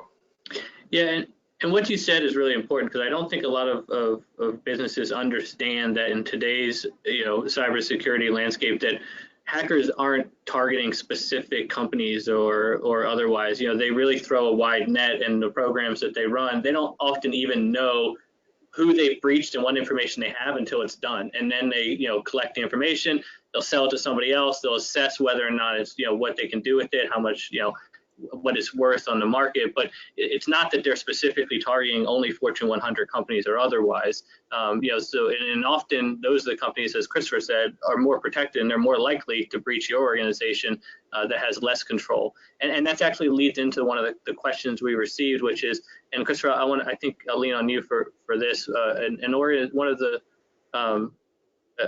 we had a question that come in that said that an organization that's dealt with a lot of denial of service attacks, and is curious, the solution that they were advised was really just 24/7 monitoring. Any other thoughts as it relates to how organizations can manage risks related to denial of service attacks? Yeah, that can get to be a very technical discussion, but essentially, I think obviously work with your IT team, and work with wherever your stuff is hosted. Denial of service attacks are basically when you're not able to get into your own online assets because of a variety of different techniques that have been attacked. And there are somewhat expensive ways to deal with this. You can sort of disaggregate and move things around and present kind of a moving target. It gets kind of expensive that way. A lot of the nonprofits don't have those kind of resources. So it's a bit of a difficult question to answer in a short time. It's like a 15 and 20 minute discussion, I'm sorry, but I would say, reach out to your IT professionals and start that discussion, because there are 2 or 3 ways to skin this cat. And it's going to depend on priorities. It's going to depend on cost. It's going to depend on risk tolerance. So I'm sorry, I can't give a very specific answer, but it's a pretty broad category. Understood, absolutely. And Colin, are there any other questions that have come in, or those attendees? If there are any other questions, we have a couple minutes. We're getting close to our time here. Certainly appreciate all of the panelists' views and the discussion they've shared today. I'll open it up real quickly just in case. That's all that we received, Anthony. Okay, wonderful. Well, thank you again to everybody. Really appreciate the conversation and the broad view of points that were brought to the table today. If there are any other questions from attendees, please feel free to reach out to anyone associated here today, and we look forward to the rest of today's discussion. Thank you all. Thank you. Thank you very much. Thank you very much. Really appreciate everyone's time. That was awesome. We're going to go to another polling question here, just to get a sense of if your organization has in fact purchased cyber insurance. So we'll pop this one up for a few seconds as we get ready for our final panel session.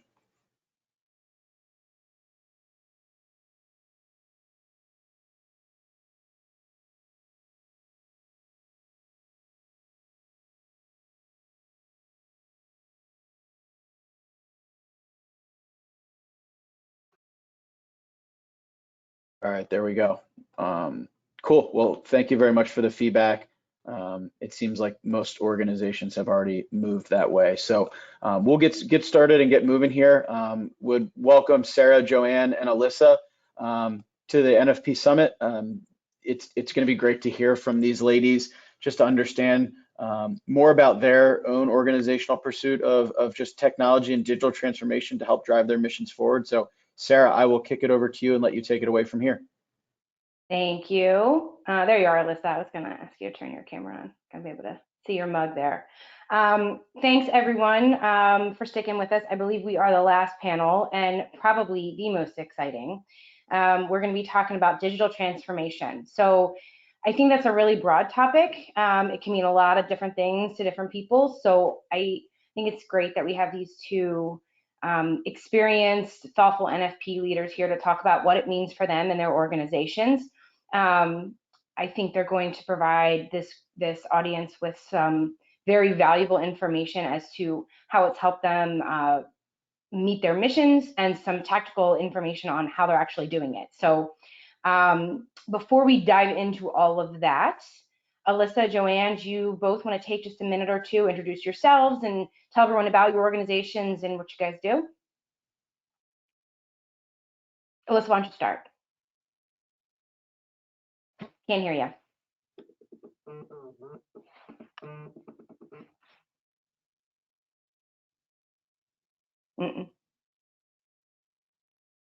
Joanne, why don't you go while we wait for Alyssa?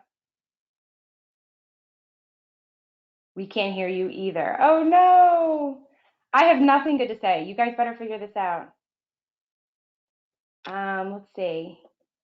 Did you unmute yourself in the top right corner?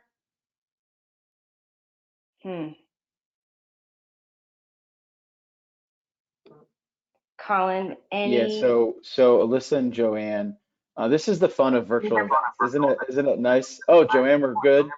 Okay, I figured it out. Okay, Alyssa, try that audio tab. All right, well, Colin is helping Alyssa. Okay, Sarah, I'll just start talking. Is that all right? Love it. Go for it. All right. Well, good morning, everyone. Thank you for inviting me to this panel. Very excited to share some information with folks today. My name is Joanne Engler. I'm the Vice President of Finance at Special Olympics Maryland. I've been in this position for just shy of 2 years. We are located in our headquarters is located in the Baltimore area, but we serve athletes throughout the state of Maryland. And our mission is that we provide sports trainings and athletic competition to both children and adults with and without intellectual disabilities, depending on the program, in a variety of Olympic style sports. So very excited to be with the organization and being with all of you today. Can you hear me? Yes, Alyssa. Speaking of technology, right? So hi everyone, my name is Alyssa Ganser. I am the Chief Service Officer at Business Volunteers Maryland, and we are a small nonprofit, got about 8 employees, and we serve as a connector agency between the 4 in the nonprofit sectors. And so if you are a nonprofit that's on the call that doesn't yet know about Business Volunteers, please make sure you go to our website and learn more about how we can support you, because we help to funnel the time and the talent of the business community to the regional nonprofit community and Baltimore City Schools. So excited to talk to you more about my role and how we have embraced digital technology and used it to help transform our organization. Thanks, Alyssa. Okay, so before we get into the nitty gritty here and start talking about what you guys have done and how, I'd like it if you could set the stage a little bit. I think that would be helpful for everyone. So what, what's driving change in your organization? Aspirational goals that you are chasing down, or efficiencies? Talk us through, the drivers behind this, because no one takes this on just for the fun of it. Liz, it's all right, I'll go first. We can go back and we can take turns about that. For Special Olympics Maryland, when I first got here, of course, being a new person in the organization, started, feeling out what are we doing, how are we doing it, what tools are we using to bring our program to our athletes. And one of our strategic goals is to expand the number of athletes that we serve in the state of Maryland. In 2019, we served over 8,700 athletes, but our strategic goal over the next 5 to 7 years is to move that number to 20,000. So when you think about what you're doing now with the technology that you have now, is that technology ready for that kind of expansion? Because as a non-for-profit, we all know that our people are usually our most expensive asset in our organization. So it's like, how do I leverage technology to be able to expand our program in a way that makes sense both for processes and for cost? Thanks. Go ahead. And so for Business Volunteers, we are, like I said, we're small. We are small but mighty. We're a fierce and scrappy organization. And for those of you on here representing smaller nonprofits, I think you can understand. So we are certainly, our short and long-term goals are kind of dual purpose. One is centered around growth of our business partners and to increase revenue, and the other is around enhancing and improving our programs and services, of which we have a variety. So, those are in broad ways what our goals are. We bring in just under $1 million in revenue, a little bit less than that annually. And so with that and the 8.5 or 9 staff members that we have with some part-time folks, we don't have a lot of dollars to spend outside of staffing. Staffing is absolutely our largest cost, and certainly our biggest hindrance to growth is just having the people and the people power to do more. There's always more to do in the community. There are always more businesses that we want to support, and certainly, most importantly, there are always more nonprofits that could use our services and help. And nonprofits are never pay to receive any services from business volunteers. So all of our revenue comes from business partners. And what this means is that we do not have many expendable dollars, and we have we are always looking for better, more improved ways to work with what we have. So anytime we can improve efficiency, anytime we can do more with less, means that our staff is freed up to go and meet those goals. And so, for today's conversation, we have embraced technology at the core of who we are in order to maximize staff time and automate and drive efficiencies in our operations and our processes in order to do the work that staff was doing manually. So that's a lot of what I'll be talking about today, and a bit of setting the stage. No, I think that's great. And I think the common theme that we heard from both of you is the ability to scale and do more with less. And I think probably everyone is experiencing this, whether you're flush with cash or not, which I think most people aren't. Everyone is looking to add scalability to the organization, and leveraging technology is a great way to be able to do that, to empower your teams to get more done more effectively. So I think that's the story that we're going to be telling today. And both of you, I'd love it if you could get into some specifics at this point. Joanne, we'll go back to you a little bit, but you came into the organization a year and a half, 2 years ago. Other than understanding we had to go from 8,000 to 20,000 athletes, what did you come into, and what drove you to digital transformation? What does that mean for where you are right now? Sure, thanks, Sarah. When I came into the organization, there were a couple immediate needs that were not necessarily technology related that needed to be handled around how we do some of our banking and things like that. But once that project was done, then the second thing I wanted to get involved in, and I talked to senior staff when I came on board, and I said, what would be the first thing that would make the biggest impact in our organization in the first year that I'm here? And several of the senior staff said, you got to automate, got to do more things that are automated. I'm like, okay. So I started looking at the software in the accounting, the back office. What can we do? How can we automate? And I found that the system that was in place here has been here for 30 years. And I've been in nonprofit my entire life, and that's not unusual. When you get a product that you like and it works, you go with it and basically till you run it till it dies. But there's disadvantage of having a system that is that old legacy style system, because it doesn't integrate with other software. We still had manual processes that we were doing, and you always run the risk that that software is going to become unsupported at some point in time, where you will be forced to make a decision on where you want to go instead of having the ability to choose where you want to go. And that was really important to us. So my team and I sat down and we said, okay, what do we want? We sat down and said, what do we want our system to do? Not what are the systems out there, what are they doing? We didn't go that way. We said, what do we want our system to do? And we identified all of our design, what we wanted it to do, how we wanted to do it. And then we sat down and said, okay, what are the most important items on this list? What does the system have to do? What would be nice to do? And what are the things that maybe we can add to the system later on? So we really did a roadmap on what do we want our system to do? And then we went out with RFPs and found companies, software companies that could do that kind of work, and went through that whole process. So basically our system is on site with the cybersecurity that you all were talking about. Our servers on site, we weren't in the cloud, nothing integrated with anything. And there were certain processes where things were being done twice. So we wanted to eliminate all of that. And then at the same time, as I talked before, as we expand our program, think about, if you expand the number of athletes that you're going to serve, you also then need to expand your capability for more accounts payable, more accounts receivable, more general ledger. All of the back office things that we do would also expand.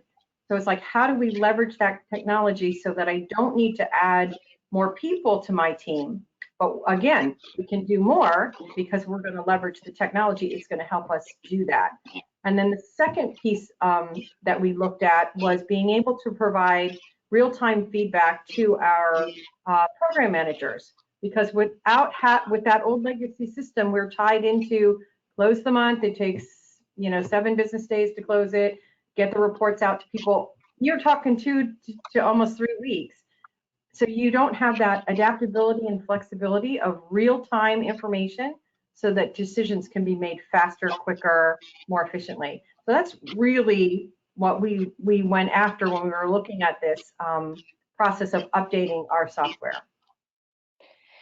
Joanne, you talked a lot about building the requirements and talking to all the team, and you've been through, I know, through a good chunk of this transformation already.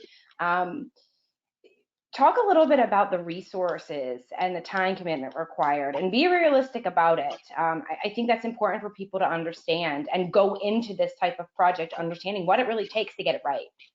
Yep. Well, here at Special Olympics Maryland, we have a decision-making process where we set ourselves a goal and then we break it down into time requirements, and we literally set aside an hour to 2 hours a week specifically to do this project. So you still have to keep the train on the tracks, regular work still needs to be done, but we literally set aside time and said, we need to meet together, we're going to talk about this. And we outsource our IT. We don't have IT on staff. Like Alyssa, we don't have IT on staff. So we had the IT consultant involved all the way through the process. And we met once a week and said, okay, here, you know, we started out with our requirement list, and then requirement by requirement went through it with the IT consultant, who also has a myriad of experience in different softwares, to get that list of requirements down pat. And then once we had that list of requirements, giving that to the software vendors was optimal. They're like, what do you want it to do? We said, this is what we want it to do. Can you do it? It was very clear, very easy for the vendors to come back to us and say, yes, we can do that, or no, we couldn't. And that list of requirements also helped us select the vendor, because, you know, we said, this is what it absolutely has to do. And if a vendor came back and said, we can't do that, then we didn't go with that vendor. We didn't make a bad decision. We had a very clear and concise what we needed our software to do. So that upfront time, that upfront planning paid dividends for you, it sounds like. Huge. We started this project back in, I want to say, April of last year with just my team. So we started there, and we engaged the RFP process in June. We did all our interviews with the vendors in July, and we selected one in August and started our implementation in September. So it takes time to do the process, but just like anything that is really important in life, you want to spend that time. You want to make sure that what you choose, you're going to like, it's going to do what you need it to do, because we didn't want a lot of customization. We didn't want a software that would require a lot of customization, because customization has negative aspects when it comes to support, because when an upgrade happens, the system upgrades, but then all of your customizations have to be upgraded. So that, you know, there's a downside to customization, at least in an organization of this size. Fair, definitely fair. Okay, I want to jump over to Alyssa and get some thoughts from her on this, particularly because you talked about not having an IT team, and I know that was an essential part of why you tackled this, Alyssa, digital transformation. But Joanne, hold on to some of the things that you talked about, because I do want to circle back and talk about what this means for your team, both your finance team, but also your folks in the field and the results that they're starting to see, or that you're hoping that they see. So Alyssa, can you take us through, you know, what you've done up to this point, and how you've tackled it without an IT team? Absolutely, yes. So I am the IT team. I'm also the Chief Service Officer, and we're about 25 hats. And I would say that's true with most members of our team. Like, we all have roles, but we all wear lots of different hats. And so our IT team basically consisted of myself, because I took a keen interest in it. I don't have a background in technology. I'm maybe more adept than others, but compared to experts that know what they're doing, I know that I'm far. I don't know coding, things like that. And there were other members of my team that had similar interests and similar kind of comfort levels. But it really was kind of a big flashing red light for me when I came into the organization, that there was so much room to make things smarter, right, and more efficient in the behind the scenes work. And we had lots of different technology programs that we were using. Many of them were free versions of online programs. So we had our surveying tool. At that point, we were in SurveyMonkey. We had our online form tool. We were using Form Assembly. We had Airtable and Asana to help us kind of project manage and do some work externally. We had Constant Contact for newsletters. We had, I'm sure I'm missing some. but none of them were really talking to each other. And most importantly, none of them were talking to Salesforce, which we were using. And for those nonprofits on the call that might be smaller, Salesforce you can get for free for your organization for under 10 users. So that is that was embraced long ago by our organization. But Salesforce, one of the amazing things about Salesforce is that once you get comfortable and you really dive into it, it has endless capabilities, and pretty much all of these other programs that I've mentioned and many others that you may be using, QuickBooks and whatnot, can all push their information into Salesforce. The problem is that most of the time there is a fee once you jump to that level on these other free programs. So for us, where we had a very small budget to kind of pay for technology, the first kind of thing I had to do was really understand, of all of these, you know, dozen plus different programs that we're using, why are we using so many of them? So many of the ones I mentioned actually have similar types of capabilities within them. So how do we reduce the number of programs that we're using, get them to all be speaking to each other and push into Salesforce? Because we were doing that manually by hand when I first started, like literally printing forms that were filled out by other people online, then taking that information and typing it into Salesforce. So just those integrations alone and making the case that a very modest investment into some of these next level up technologies where we can get the capability to push into Salesforce will save us that much time and staff dollars. So, you know, that kind of thoughtfulness that Joanne was talking about, we certainly did as well. And it was, you know, why do we need this? Where is our staff time currently being spent? Approximately how many hours? What does that relate to and, you know, turn into in dollars? And then how do we, you know, how can we justify that investment into technology?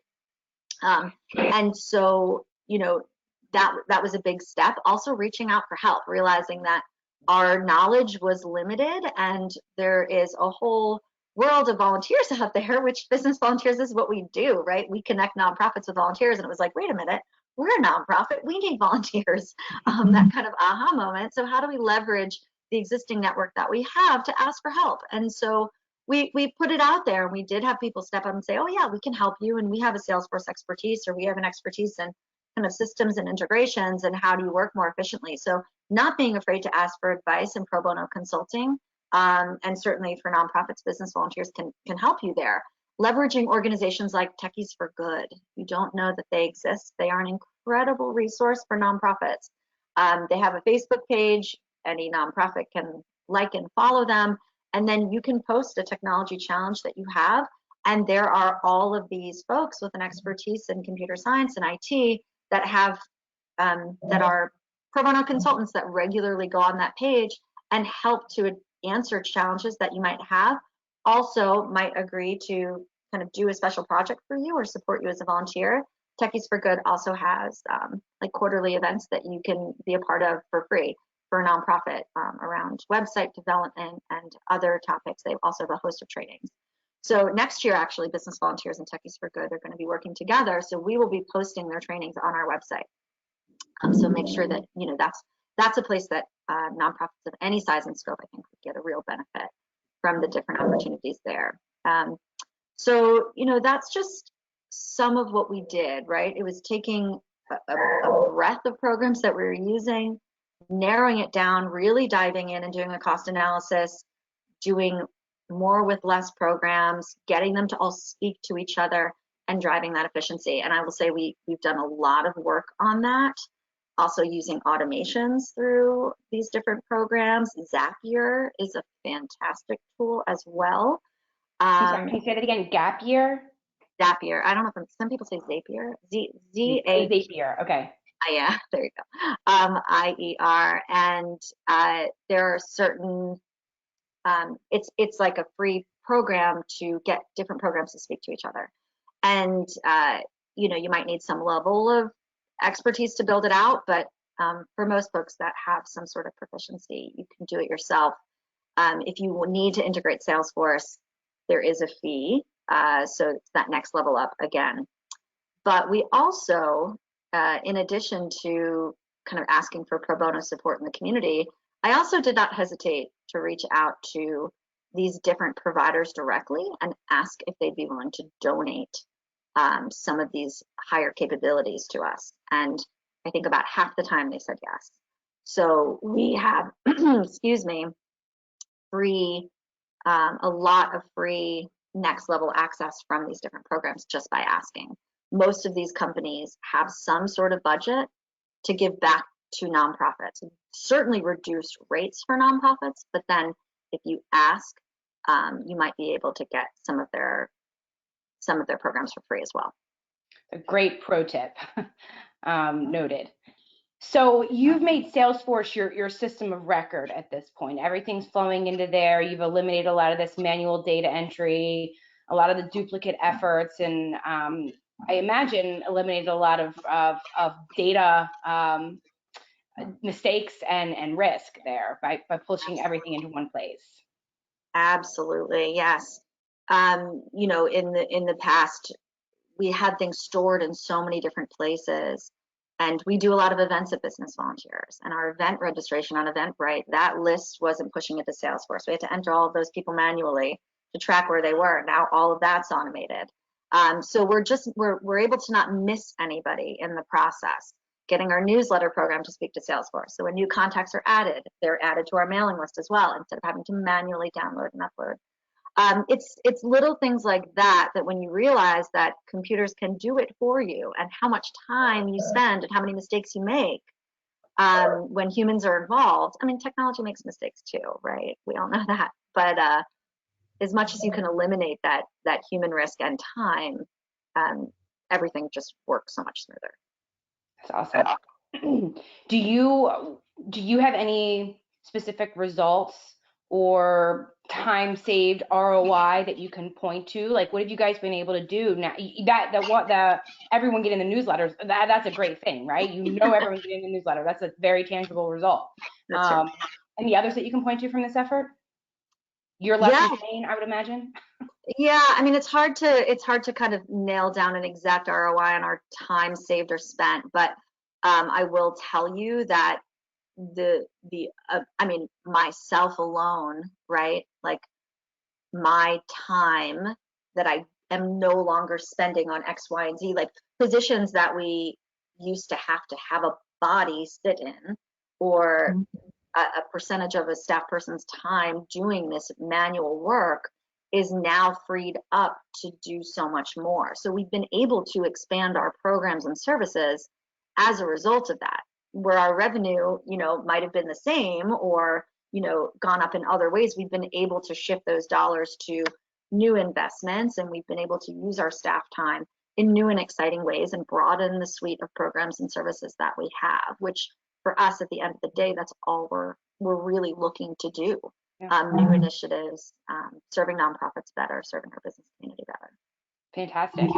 Sharing that. Joanne, I want to come back to you to talk a little bit about your experience so far and your desired results and what you've seen. Before we do that, I think Colin wanted to run a polling question. I think we've got one or two more to get in. So Colin, do you want to do that real quick? Is this a good time? Yep, I think let's go through the next two because they're both related to digital transformation. So we'll do a quick back-to-back, and then you guys can jump in, and this will give us some results to go off of too.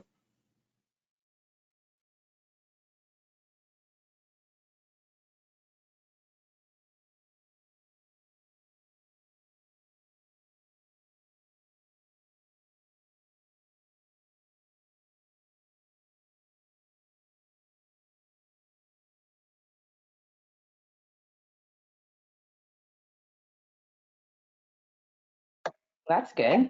People are working on it.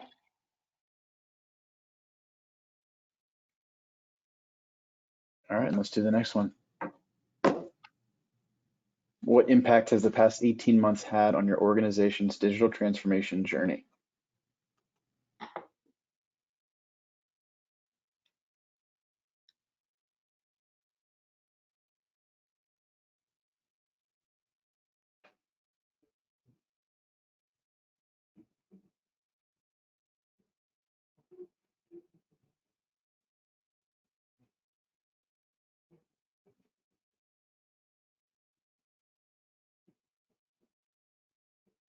All right, there you have it. Joanne and Alyssa, real quick before we jump back to Joanne, do you want to weigh in on that second question? What impact has the last 18 months had on your journey? Has it slowed you down or it actually sped you up? Lisa, go first. Yeah, for us, definitely sped us up in ways that were kind of exciting. You know, I think there was an element to the pandemic that, you know, was a shock, and then like an all hands on deck approach to technology, whereas maybe it was a bit more of a few of us kind of really driving that train in the past. With the pandemic, I mean, it was all we had, right? So all of our programs and services, we had to shift to a digital platform, which was a huge pivot for us because everything we did prior was face-to-face. All of our events were face-to-face. All of our consultation was face-to-face. All of our volunteer coordination, that's a huge thing of what we do. That was out in the community working with nonprofits. So how do you do this in a virtual way that's meaningful? And meanwhile, the demand for nonprofits were skyrocketing because they were in crisis mode. And the business community wanted to help, but they were struggling with their own pieces too. And so when they did want to help, obviously no one's willing to leave the office. So how do you, so we were kind of pushed into this moment of crisis ourselves. Like, we need to do something, we have to do this fast. And so, we built a whole platform on our website it's called Ways to Help. This is Volunteers Ways to Help. Any nonprofit can post their need on there, and anyone from the community can go in and access it. So a public, very local, like a hyper local volunteer match, right?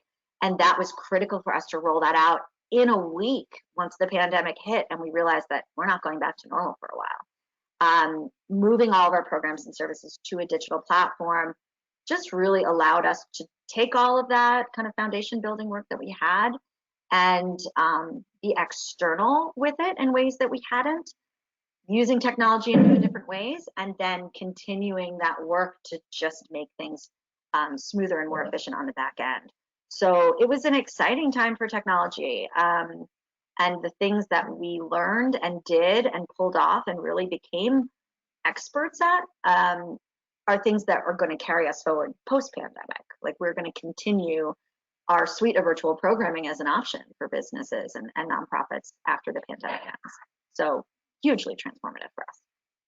Now you've got two parallel paths in operation. Now that we can start to get back in person, you're able to do that and run the virtual angle. Cool. Exactly. Joanne, how about you? What about the last 18 months for your efforts?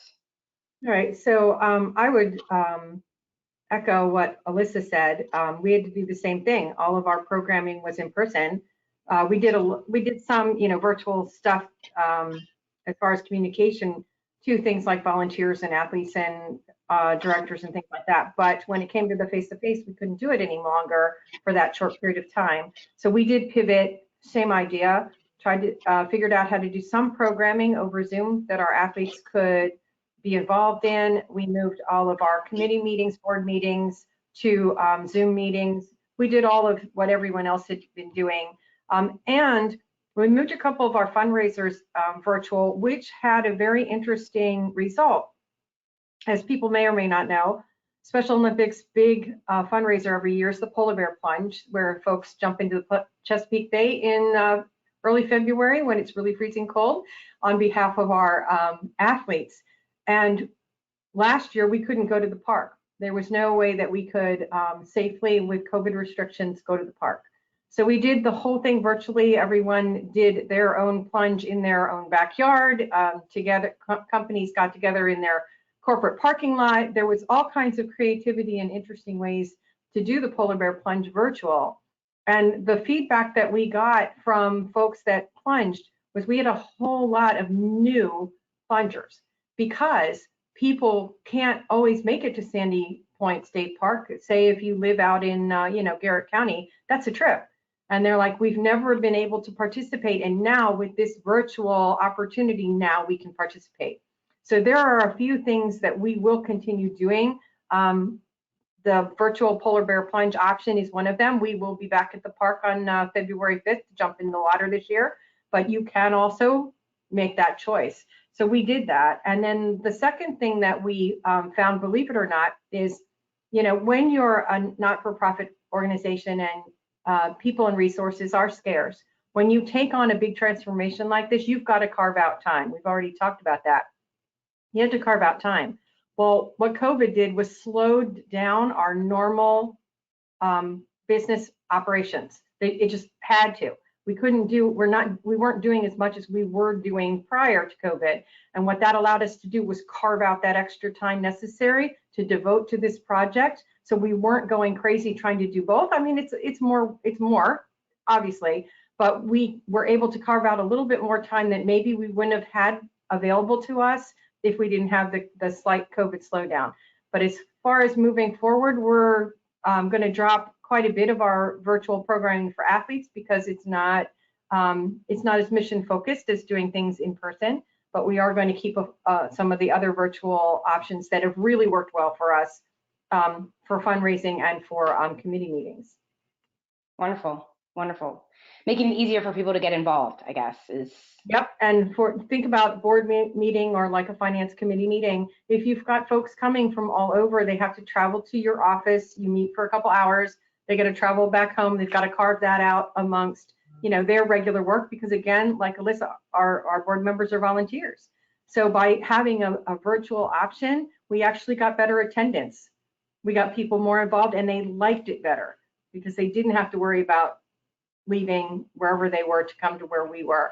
But we do still want to have some in person. So we're talking about that now. Do we want to have hybrid? Do we want to have maybe our holiday board meeting has an in-person part to it? You know, we're still trying to figure that part out. We haven't come to any decisions about that. Yeah.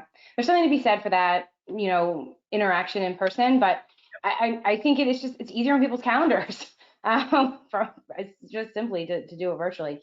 Thank you for sort of jumping around and responding to that question. I wanted your input on that for the audience. Can we circle back, Joanne, and talk a little bit about the results that you are hoping to achieve or what you've already seen? I know you've talked about at your fingertips reporting a little bit. So take us through your implementation and really what your primary goals were. What did you outline at the very beginning that you wanted to achieve here, and what have you seen? Okay, so our primary goals in this digital transformation is to be able to emulate operations in the old system, in the new system. So that was primary number one. Got to keep the train on the tracks. We got to keep our regular operations going. So phase one is all about converting what we were doing to the new software. How does the new software do it? Where do you go to do these, where do you go to do the reporting? Where do you do accounts payable and things like that? But in addition, we also pushed out some initial automation. So one of the goals that we had, and Alyssa, you would understand this, is that when someone wanted to have an invoice paid, for example, they literally picked up a piece of paper, filled out the vendor name, filled out the reason, filled out the coding, and submitted it for authorization and then submitted it. It was a piece of paper. And we're like, no. This new software, you have an invoice, open the screen. The screen is asking you for all the same information that was on that piece of paper. Put in the vendor, make sure the address is right, put in all the coding, and submit it electronically. And using workflow, it then goes from the originator or submitter to their management for approval, and then it falls right into my accounts payables folder. She's looking at it to figure out what's being paid. So by the time you get to the point where you're either issuing a check that requires a signature, which we're going to try to get away from eventually, or electronic payment, everything's been approved. So you're not at the end of the process looking at all the backup before you sign the check. When you get to the point of signing the check or authorizing that payment, all of that other approval is completely done. The second thing we want to do is try to get more paperless. One of the things we did learn in this COVID environment is if you're not coming to the office, guess what? You can't access a paper file. So the second thing that we're going to do, and it's a bigger project than just my back office, is to get more paperless. How do we get a system in place so we can retrieve that backup electronically? We don't have to physically be in the office. So that's happening, and that's going on now. That's kind of where we are in the process. Our next step is closing the month of November's close will be in the new system. So we haven't closed the books yet. That's going to be new for us, and that means all the reporting. So right now, we're in the process with our implementation team of creating the reports that we're used to seeing. Can we create them in the new system? So that's where we are at the moment. But then as we move down the line, we'll add on dashboard capabilities. So sort of like as I mentioned it to a management, and they said like a scorecard. I said, yeah, sort of. But a way for us to push the information, how well are you doing against the budget that you submitted, and see it real time, where you don't need to call the finance team. You can just drill down into the system and see what that invoice was for and why, and the regular things like that. And then the other thing that our software will be able to do, and I can't wait to play around with this as a finance person. I think it's exciting. Other people think it's funny. But the dashboard also allows you to put on non-financial information. So in the case of Special Olympics Maryland, we have 8,700 athletes now, and we want 20,000 athletes in the future. Wouldn't it be cool to have a gauge on your dashboard that kind of has a needle that says this is where you are, and when everybody logs in, they can see, because that's a goal of the organization. So is that needle moving? And if it's not moving, what can we do? Top of mind, what can we do to start moving that needle forward? So the dashboard has some ability to also communicate other information other than financial information and put it on in front of folks in their dashboard. So it's got a lot of really cool stuff that I can't wait to get involved in the next phases. But right now, we went live November 1, so we're really at the forefront at the beginning of this, to see what the system can do. But what was important is that it was in the cloud, not on our server. Very important. And then the other, as we talked about, Sarah, you and I, is I have a team that's been here a long time. I'm the new kid on the block. So I have a team member who's been here 15 years, and another team member has been here for 25. She started when she was a teenager, and she's still with us, which is awesome. But they were used to this other program. They're experts at this other program. So now you've got to bring a team along with something new. Well, I've been pleasantly surprised. They've been all in it. They've been excited about it. They're like, this is cool. And I don't think they've seen the savings that Alyssa talked about, where you're going to start opening up some capacity to do other more value-added tasks. We haven't gotten there yet, but that's our goal. We're going to start seeing that there's going to be some time freed up to start doing other things with the team that I have without needing to add more people. It's going to be exciting. I can't wait. That's great. It sounds like, so besides less paper cuts, I guess, you've got better internal controls and processes in place. And I really love your point around aligning everyone working towards the same goal. It's in everyone's face all the time. So you talk a little bit about this reporting and this visibility, and what do you anticipate or hope it's going to enable your team and your folks in the field to be able to do? Well, the biggest thing we know that financials are printed, looked at, we close the books monthly for decision-making reasons, right? So the more flexible and the more adaptable my program managers can be, the better. So the sooner I can get financial information in front of folks on how are you doing against your budget, or if you're a program manager over a grant, you've got a particular grant that has particular requirements. How are you doing against that grant? And are you going to spend it down by the end of the year?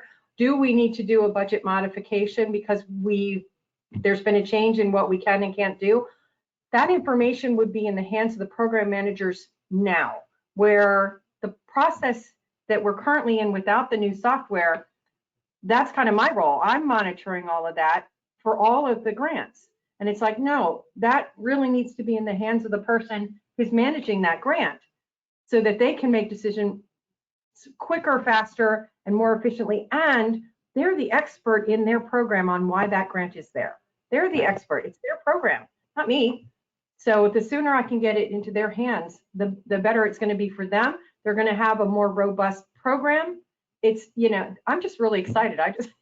As you can tell, I'm really excited. I think that this is going to make a big difference in what we do in our organization. We're just right at the very beginning, the baby steps of what we're going to be able to do. That's great. That's really exciting. And I think that empowering folks at all levels of your organization to make smarter decisions is just going to move things along faster and push you along in this mission. So I think those are great points. One last thing I want to touch on is lessons learned so far. things you would do differently, things that are unavoidable that you just want to warn everyone about? What are your thoughts there? So I don't know that we've had too many negatives in this process so far, because part of it is I've done this kind of conversion before. So I spent time talking to my team ahead of time. You're going to be slower. It's going to take you longer. Same thing with the folks that are doing the automated accounts payable, who were filling out a piece of paper. It's okay. It's going to take you a little bit longer. It's going to be a little slower. But the more you do it, the more comfortable you get with it, the faster it's going to go. And you're going to find out that you're going to save myriads of time. And again, when we can build time or capacity into what we're doing, that's a plus. And we want to do that. So right now, knock on wood, and I'm going to knock on a lot of wood, we haven't had anything that's just been something we didn't expect. Everything that we've seen so far, we've expected. So I'm hoping that that continues as we move forward. Thank you. Alyssa? Well, maybe a couple of comments before I answer that. So one, I think Joanne and I clearly get excited about the same things. I love it. I also totally, it gives me energy to see things operating more efficiently and effectively. So we've done a lot. We have a long way to go though. Like my list is still this long of the things I am going to achieve in the future, right? It's just a matter of carving out the time and space to do it and whatever resources we might need. I also wanted to make one other point to your earlier question around how we've been impacted or how this has impacted us during the pandemic. And one other very exciting benefit that came out of our digital transformation was all of a sudden realizing that geographic barriers that we had before the pandemic were a bit artificial. And we are Business Volunteers Maryland. We serve Baltimore and the 5 surrounding counties. If you look at our website, that's what it says, right? But what we realize is that we don't need to be constrained by that. And our organization is very unique. There are literally, I don't think anyone else like us out there, and that do exactly what we do. And we've always had requests from our business partners like, oh, we wish you guys were out in the Midwest or out in California or even overseas because we love your work here and there's no one else like you guys. And so by going digital, we've been able to say, well, like, actually, we can and we will. And how do we make this happen? And so we've had people attending our trainings from all over the world or all over the country. We've had to think about time zones and things like that we never had to think about before. We've realized that there are some programs that are very place-based for us and are based on our nonprofit relationships in the state and locally, but there's a lot of what we do that it doesn't matter where you live. There's information that can be beneficial. So that has also been an exciting thing for us. I just want to make sure to say that. Well, I think that's a really good point, and I think both of you started off talking about the goal of doing more with less and being more efficient. And there's been some really surprising expansions of your footprint that have come as a result of this. You talked about, Joanne, the virtual plunge and your ability to do that, and the virtual training. So I think not only are you better able to serve your core missions, you've actually expanded them in some ways through this in surprising ways, which is great. Absolutely. So as far as lessons learned, I think about this all the time. Like, what if I were to go back from the beginning of this kind of journey or this transformation and do things differently? I didn't have the big picture that I do now when I started. I was kind of focused on like some efficiencies that we had, and I sought consultants to start there very narrowly. And listening to Joanne speak about that real kind of step back, big picture analysis that she did, probably didn't do that enough. And so utilizing some of that pro bono talent that we had, and we actually did allocate some resources to hiring a consultant, which was really helpful because pro bono support is great. It also has its challenges, right? So if you can get some dollars or maybe even write a grant, which we didn't do, but in retrospect, maybe we should have, to try to secure some dollars to get a consultant to really, or even a part-time employee, or someone contractually to help guide you through this transformation. I think I didn't realize how much my time it would take up. It did take up a lot of my time, which I certainly would do again. But had we maybe thought more strategically about raising funds to hire a consultant or someone third party to not only help us think through the bigger picture, but also actually help build the systems that we needed to make things all flow smoothly together, I feel like that would have been a good way to go, because it was a lot of, ooh, this works really well, now let's do this, now let's do this, and I'm still on that journey, right? Yeah. Well, that's interesting because you're still on that journey. I hear from both of you, like it's not like you're transformed, right? It's not like this is over. It's not a stagnant in the clear box sort of situation. This is an evolution. And so it's important to be aware of the resources, capabilities that you have, and take on a little bit at a time, one step at a time in this process. So prioritize that prioritization exercise, I guess, is important. You can only do so much at once. And so I think that's good. You both communicated that well. Well, I don't think we have any questions. That was the last one I had. I did want to give you each a chance to give a plug. Joanne, you already talked about polar bear plunge. So if you guys want to do that, or if there's anything else you want to add about the transformation, I would welcome it. All right, well, I invite everyone who's listening today, friends, family, corporates, to join us in the Polar Bear Plunge, which will be February 5th this year at Sandy Point State Park. We're a week later than we were in the past because the NFL added another weekend of football, which then pushes the Super Bowl, et cetera, et cetera. But we're going to be plunging in the area where we've got Super Bowl coming. We've got the Winter Olympics is going to be there, going on starting February 3rd, and then we'll be at Sandy Point State Park on February 5th.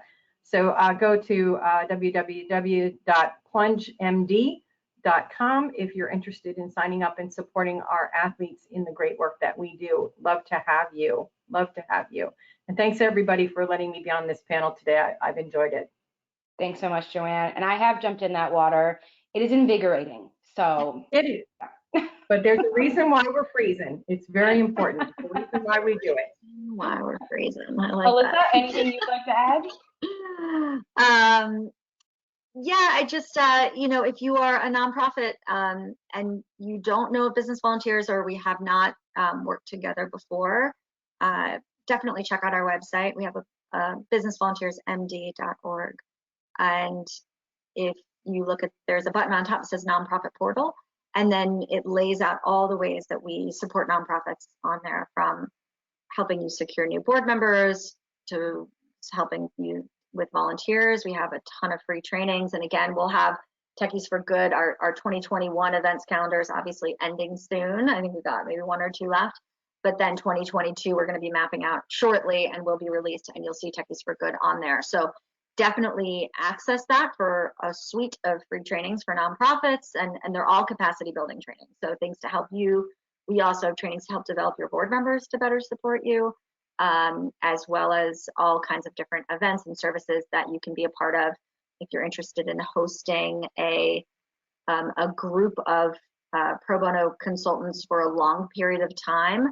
Our Give Fellowship every year seeks between 7 and 10 nonprofits who come with kind of a longer term business challenge that you might be facing, and we connect you with a group of our fellows for many months to help you with a business challenge. And the applications for those will be open in the new year, probably January, maybe February. So stay on the lookout for that. As long as you go to our website, we'll be posting all those things on there.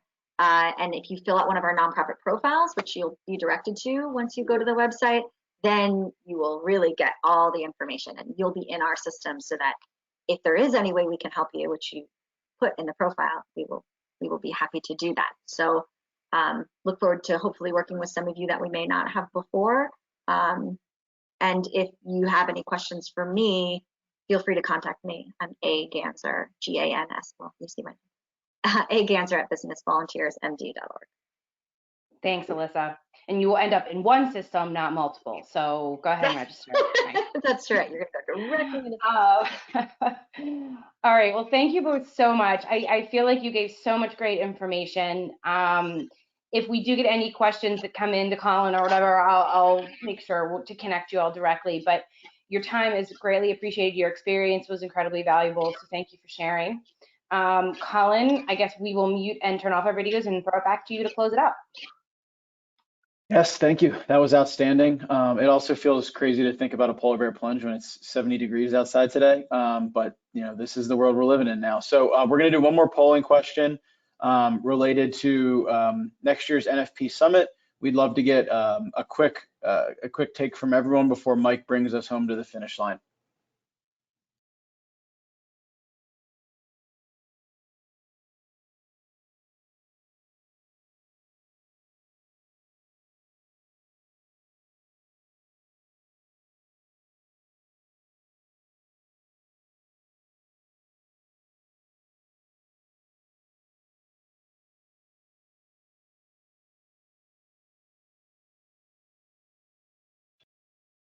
Okay, it looks like hybrid is the winner, which I'm not surprised. I think hybrid is here to stay, as some of the panelists discussed. Just the ability to attend meetings and functions virtually can sometimes increase attendance because it's just so much more convenient. So that's probably the way we'll go in the future, but we do look forward to seeing you in person. I want to thank everybody for attending today's Not-for-Profit Summit. There's a lot of good information covered this morning in a pretty short period of time. We hope that you'll be able to put that information to work within your organization, whether it involves implementing the new accounting standards discussed by Kim, pursuing the tax credits that Lori discussed, reducing your cybersecurity risk by implementing the recommendations of the panelists. We're following the lead of the Special Olympics and Business Volunteers Maryland to maximize the use of technology to achieve your organization's mission. Today's recording and the presentation will be shared with all the attendees. You'll get an email within the next couple of days as to how to access that recording. The slides include a lot of information. Some of that information was not discussed by the presenters due to time constraints. They focused on the information they thought was most relevant to you. I recommend that you take a look at those slides. And if you have any questions, please don't hesitate to contact us. Regarding the CPE credits, thanks for responding to all those polling questions. There's one more step that you have to take in order to ensure that you get the CPE credit, and that's to complete the evaluation survey that you will receive via email. So again, thanks again. It was great spending time with you. Look forward to spending time with you in the future, and any recommendations that you have related to topics for future seminars, we certainly appreciate that feedback. I believe there probably will be a question on the survey that will specifically address that. So thanks. Enjoy the rest of your day.